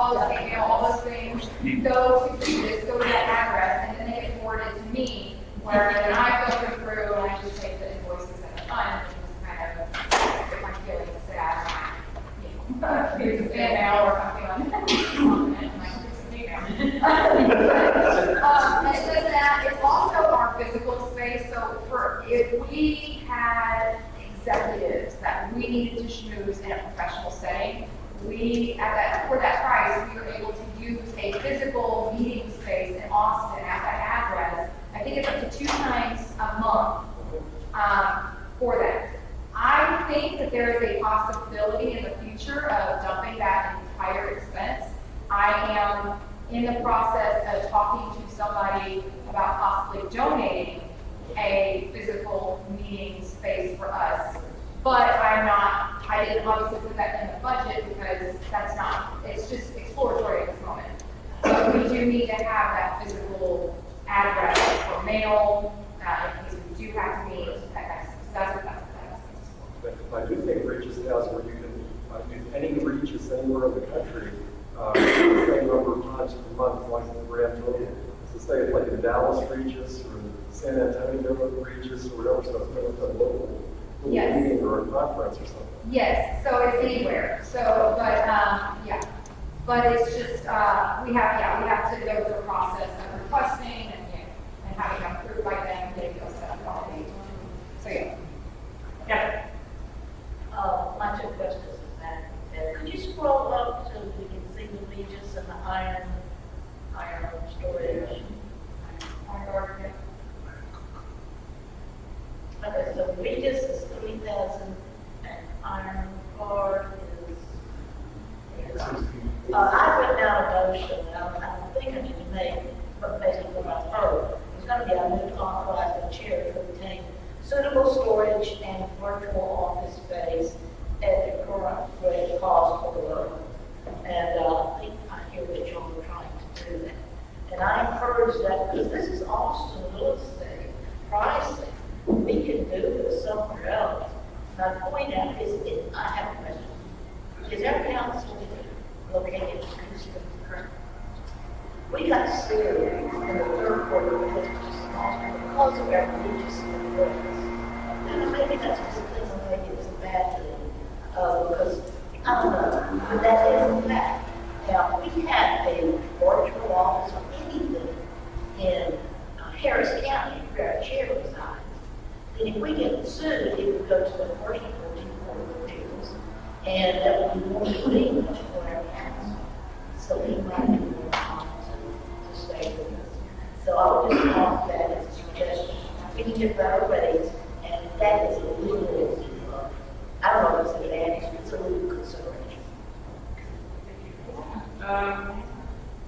Margaret? I would like to make a motion to amend the budget to add the discretionary line item under general and administrative expenses for $1,000.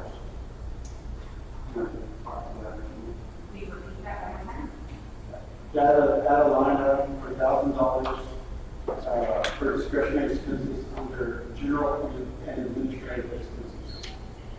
So not under sub online general or finance, it's just discretionary under general and Oh, sorry. Well, I mean, I could put it somewhere else, I guess. No, that's fine. Under which department fund?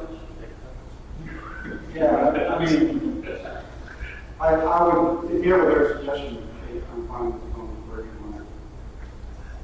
I think you know what I'm trying to do. Yeah, But it worked out. no, I think that's fine, under general and administrative, just so we don't find ourselves in the middle of the ground ourselves this year. And if anything comes up, we've got that there. Everything else should be under department for special projects, so that's fine. So we have a motion to add $1,000 in discretionary spending wherever. Second. Thank you. Okay, yes, if you'd like to speak to Yeah, so there's, I mean, just like the discussion we just had, there's plans to, like, we could stop using Regis and just split up and have different services, like the phone service, mail service, or PO box, or different options. Anyway, I think we need some wiggle room in the budget to do transitionary services. Like if we get a new phone service or a new mail service, we're likely not to stop Regis immediately, but we're still going to need some budget to transition to new services. So this just gives wiggle room to transition to new services, or pick up new services if we need something else. Yeah, that was something I did not think about when we were talking about transitioning services yet. Any further discussion on this item? I can speak kind of to the motion, because if it's okay. Yeah, Arthur and I have talked a lot about some of these services and why they're what they are and what we could replace them with. And these numbers are actually, if we do nothing, and I'm looking at each one of them as a goal to beat by a lot. Well, the stuff that IT would actually have anything to do with, so storage is one of them. But when we were doing the email, that's one of the things we looked at, and there was some discretionary spending that because there was a little bit of an overlap. There was also an overlap in transition because we wanted Whitney to have email before we deleted all the jobs. So having transition money is really important, but also when you're looking at these numbers are absolutely beatable.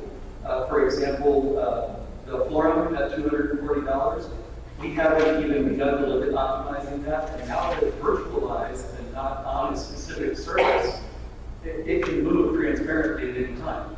So, there are a lot of things behind the scenes. I'm not bringing up these projects until I've already figured it out and know we can do it. But there are a lot of ways that we can save some money, and there are a lot of people working on a lot of things to do that. And so having a little bit of discretionary money to do it frictionless makes sense. Great. Sean, did you want to speak to Arthur's motion? It is a minute.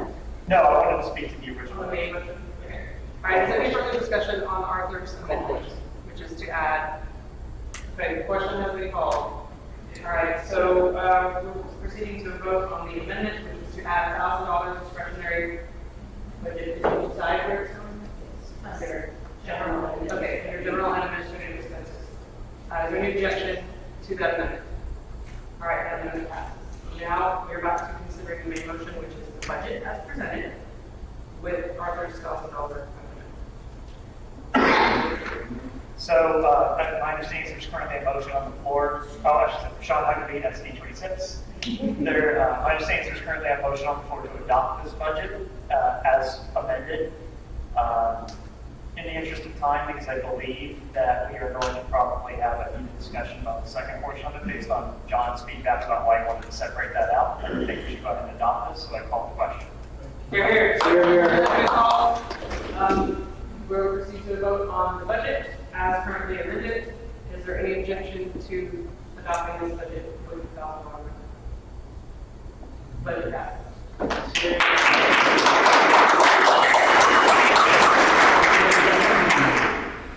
So, I seem to be recognized. I'm assuming we're in the second motion. I think you understand as well. I move to amend the budget line item to strike the number 12%. I think that is something that needs to be negotiated through the contract. I would only grant SLEC and approved by SLEC. We need to approve the final number. But I don't see any reason to tie anyone's hands on what the percentage is. If they find this amazing person that can raise all kinds of funds and their rate is 14%, good, go get them. If they can find someone for 10%, why do they have to stick at 12%? So I see no reason or place for this in our budget to be strapped at a percentage. So I just want to strike that number out of the budget. Specifically, were you saying it's a safe? Yes, I was described the percentage sign of 12. From Thank you. Second. Request for anything. Sorry, I forgot the terminology.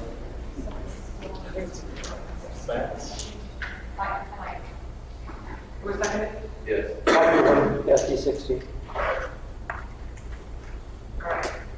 You're up. This is a very minor request for information just about one of the budget items. I heard you kind of mention it, but I was a little bit giggling. Movement of dots. Can you explain what that is just real quick? Sure, I spoke to it a little bit, and is this okay? I know this is, we're fine, okay. But if you have worked at all at county level, you know that you go to, Pride Fest, or, it's the only one that comes to my mind. Well, anyway, your county fair, anything like that, where you're able to put up food, there are things that need to be in there. The state party needs to have something like that for us to have a place as well, and we want to encourage counties to do the same thing.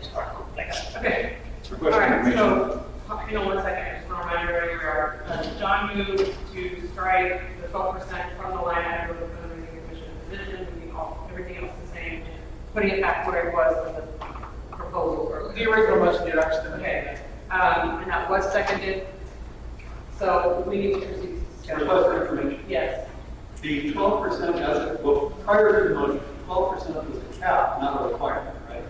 The 12% is how we got to the $5,000 cap. So it's just an estimate of what we would spend. It doesn't dictate what we pay the fundraising. Not at all. It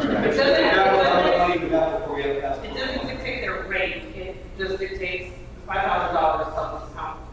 No, we run that, we gotta get it. Yes. Okay. It's a good way for us to evaluate what's happening in that position. If, say, 7 months down the road, this is supposed to be, well, I did it as annual based on projected memberships. But if we come back and we've already capped out at 5,000, let's say 7 months in, that's actually a good thing, So, based on percentage. Okay, moved and seconded, any further discussion on, all right, any objection to adopting the fundraising position into the budget, capped at $5,000 without the 12%? The amendment adopted? We're talking That's all I thought we were already voting on the amendment. Yes. Correct. John. That's a good point, however, now that you say that, the actual line item wasn't. It was automatically, the question was divided. Oh, so from the original, okay. Right. So yeah, so we're actually just voting on the amendment, which is to remove the 12%. Yes. Any objections to that? Okay, that passes. Okay. So now we have line item staff capped at $5,000 regardless of rate. Right, so, any discussion on that? Any objection hearing from Luke Russell, Chambers County from Gallup? Thanks, guys. So I'm a financial advisor. I work on commission-based jobs, and as I said earlier, this pertains to this exact subject here. I do the math. It's if you were to include the projected on top of what we're currently making from our donations recurring, $2,000 would be compensated retroactively. Or not $2,000. My apologies. You guys said that there was going to be some sort of retroactive compensation for sustained contributions, correct? Renewed contributions. So people. Yeah, so those someone contributions continues to have stay. ended and they're going to stop that. Gotcha. So that's a good point of clarification because I think that maybe there are other people who thought that just because somebody is putting in a $10 contribution, that person's going to be compensated for that contribution regardless of whether they had input on it or not. No, and we specifically put in the motion to create the position that will start upon the day of their hire forward. Sure. And it's only on new or renewed monthly donations. Gotcha.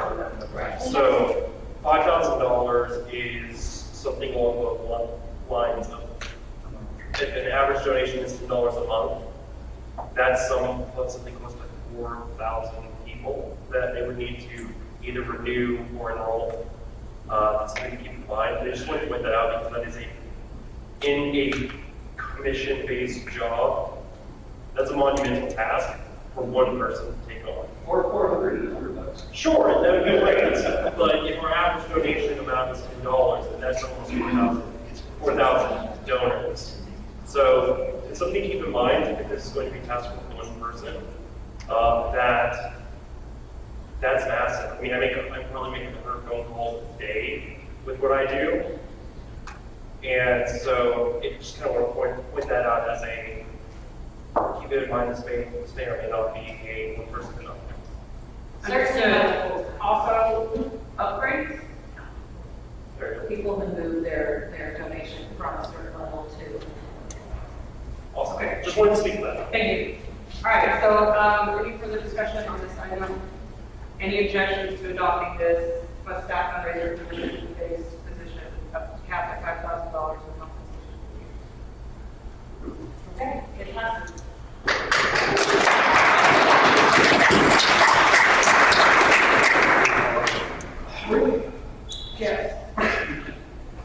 So we have all the budget together. Budget I would like to move authorized expenditures in accordance with the 2021 budget. Because we also have to authorize expenses, not just the budget. I would like to authorize expenditures in accordance to the 2021 budget. Second. A second. Any objection? Any objections to the authorized expenditures based on the budget?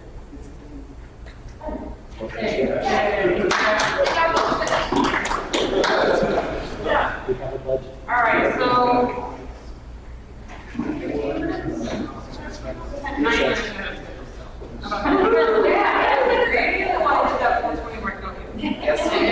All right, the next item is the pay report. That's me. I am still the rep for Region 7 on the Libertarian National Committee. That's Texas and 4 other states.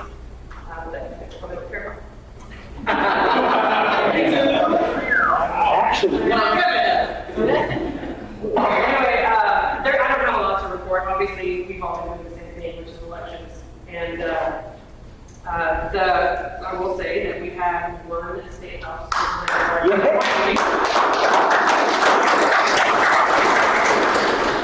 Marshallburg in Wyoming. I think he's got 2 counties, and it's District 39, Fairburg is House District. And we should have had 2. I'll speak a little bit about Bethany Hall. That she ran 2 years ago against the incumbent, and it was very, very, very nasty race. And she was actually declared the winner. And then all of a sudden, there appeared a box of ballots over the corner of the room, and I think it was 53. She filed.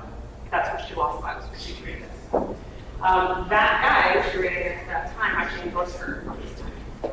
And because he was, I think he was yeah, he was recalled after he was like, after he beat her, and what he shouldn't have, he was recalled, and then this time the entire Republican Party endorsed her, and she lost by 32 votes, but, which triggers an automatic recount. Like the Republican Party endorsed her. And she still Lost by 32 votes. It's so anyway, it's automatic recount, and so there are a lot of accounts. Correct.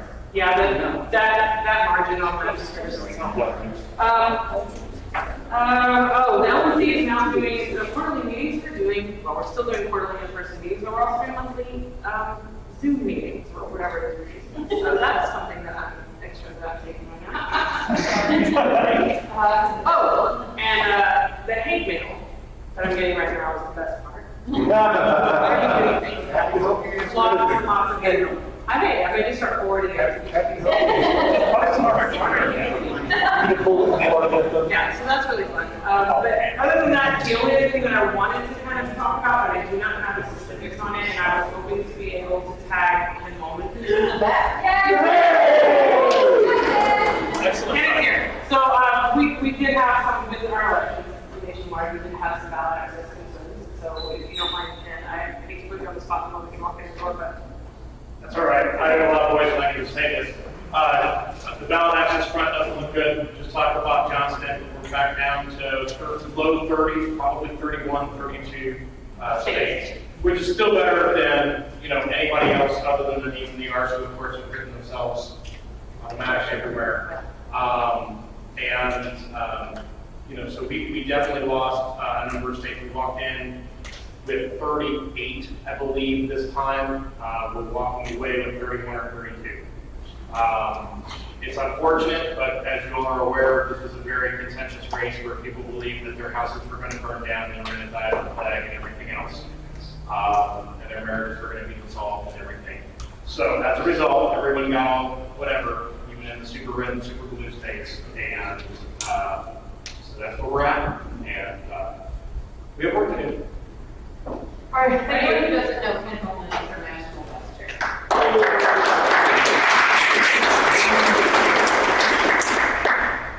All right, that's it for the LNC report. Madam Chair. Yes. Report for information, does the National Party have to raise money for ballot access issues?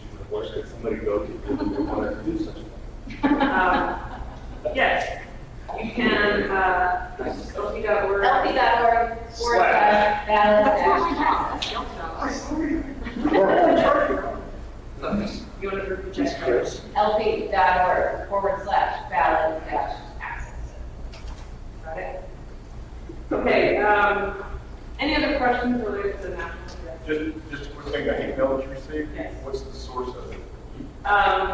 The general public that is not happy with the election results of the president. Can we? Now,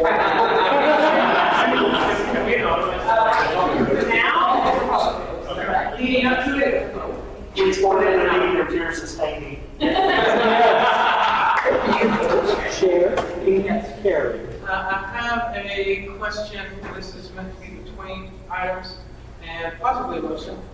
My question is it your understanding that for meeting dates, the chair could use the form to do a poll and see what the best meeting date is with the Senate herself? I am aware of that. Okay, if that's understanding, I move to adjourn. Objection. Or objection to adjourn.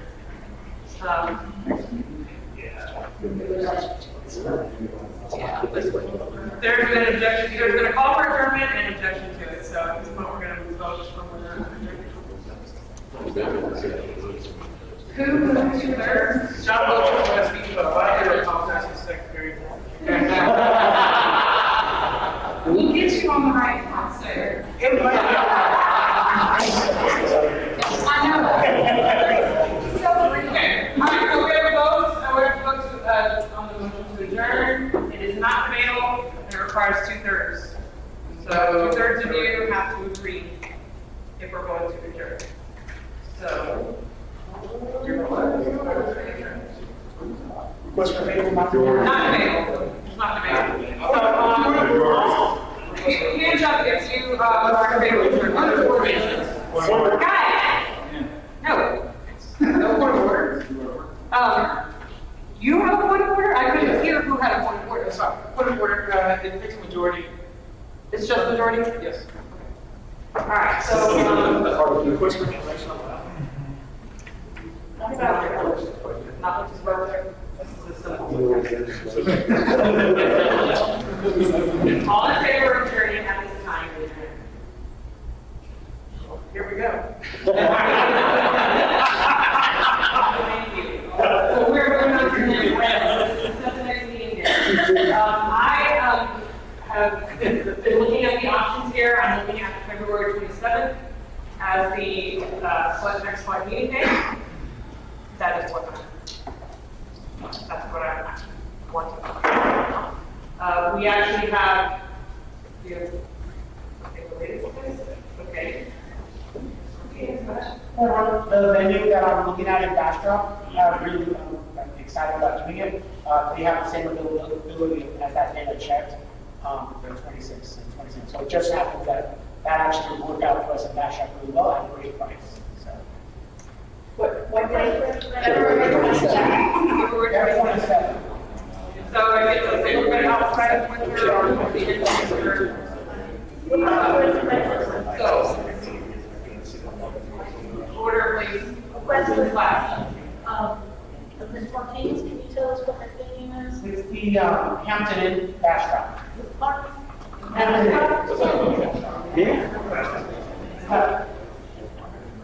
Working with the CDB.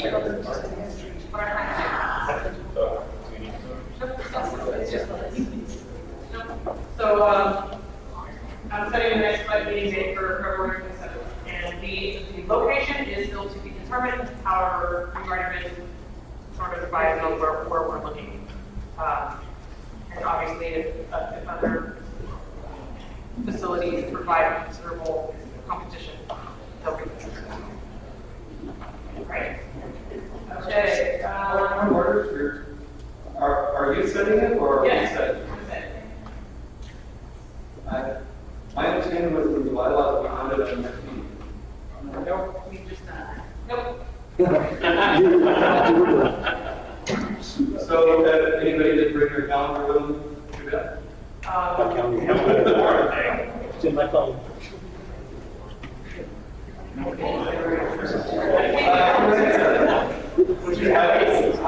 don't have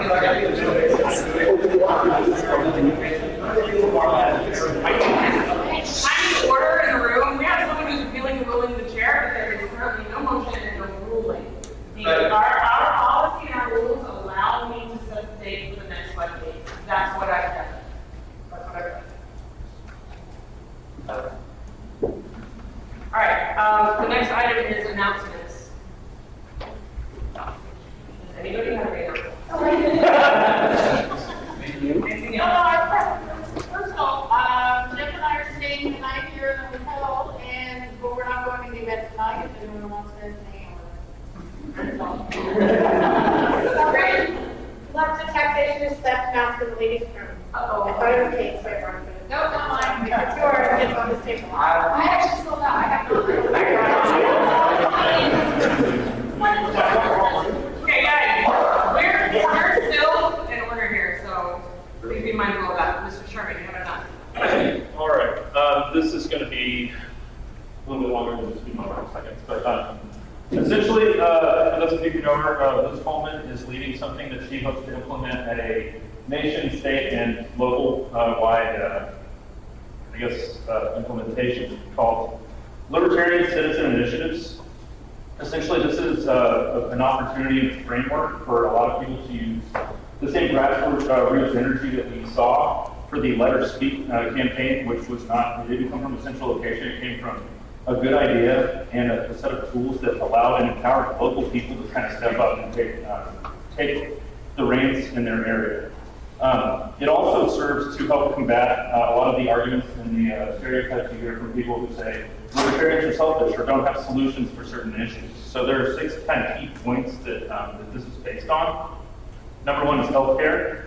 To combat the concerns about pre-existing conditions, and if they'll go away under libertarian leadership, the idea is to add a voluntary opt-in additional amount that you can pay to your own insurance provider, and to petition the major insurance providers to allow people to do this. This will allow you to basically say, I will pay an extra $5, $10, $20 a month on my insurance to help people who can't get coverage or who have difficulty or more expensive coverage for pre-existing conditions. Next is criminal justice and racial equality. And essentially, this is setting up a volunteer network to show up to public forums, show up to help be part of the oversight in our criminal justice system so that they can get away with disproportionate sentencing or harsher sentencing, and basically trying to affect behavioral change because they know that we're watching. Third is war on drugs and encouraging jury nullification. This is something we already promote and support, but this would be helping just making more of an individual local effort to educate people about this. And the idea is not to just get libertarians to do this stuff. It's to lead in your community so that other people step up and want to do this as well.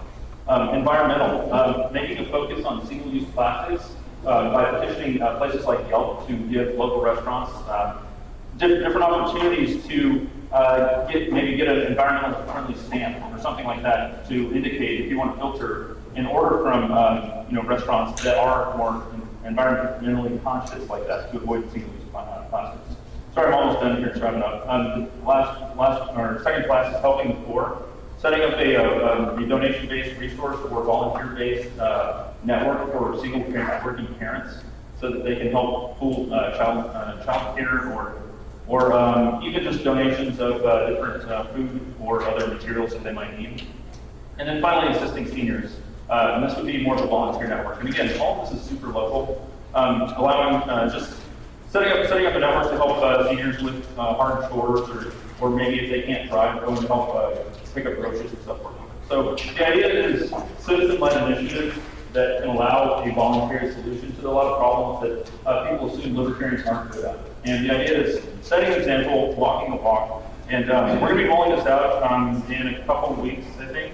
And the idea is getting the ideas and the tools you need out there so that just like we did with the Let Her Speak, people in local areas can take it on, make it their own. And what we want to do ultimately from a healthy national and state perspective is be able to provide a framework for people to track this so that you can say, in Houston, we logged 1,000 hours last month volunteers towards these things. And then we can gamify it and compete with different states or different counties. And this way, also, we can aggregate this all up and just say, look, libertarians are volunteering this much a year. And people can focus on whatever individual thing that resonates with them, what they're passionate about. You don't have to do all of these. These are just some ideas to get it started. And local people can come up with their own things too. But the idea is just citizen-led initiatives, and you'll see some of that coming out in the near future.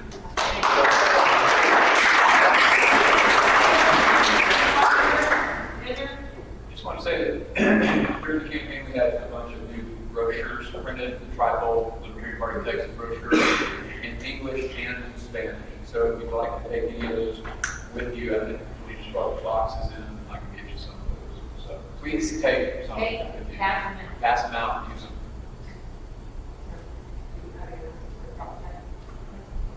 Any other announcements? Okay, hang on one second.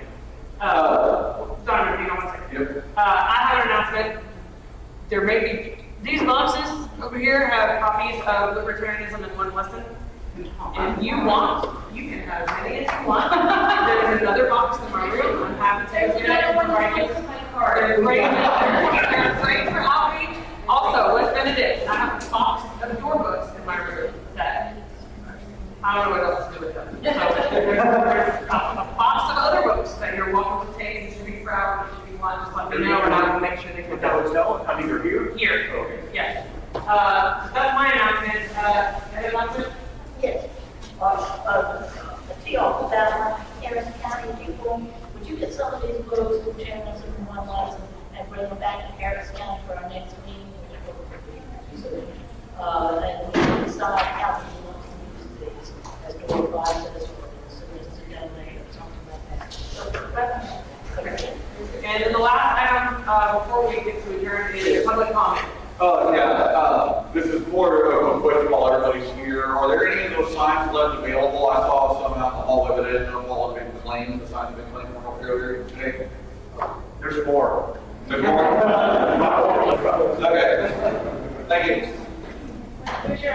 Anybody else in the gallery have anything to say? Okay, I think the criteria been met for my things, I'm pretty sure I'll go check for $3,000. Guys, I'm gonna be pushing this on Facebook to get people to match this.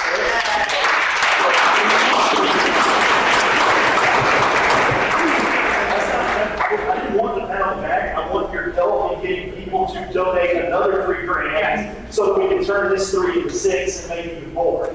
So that's what I'm helping, so please help me do that on the company. Okay, thank you for that. Yes. What? Wait. We have a request for a group photo. This whole group. Second. Sorry.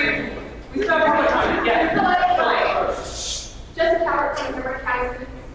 District 4. I just want to introduce myself to everyone in the room and offer myself as a resource. I was the River County coordinator for Houston Metro for the campaign. I've been a kind of a long time libertarian or older, but just now getting involved in the party. Project manager by trade, so IT folks, if you need folks to help you with milestones, work social breakdown, everything. I can do that. I've already introduced my resume, but I can get them to ready for communications. Andrew, if you need anything with development, let me know. So I'm eager and want to keep going. So if anybody needs any opportunities, Thank you. All right, so we did have a motion to adjourn. Any objections to adjournment? We are adjourned. Thank you. Group picture. Hold the select picture. Where do you want it?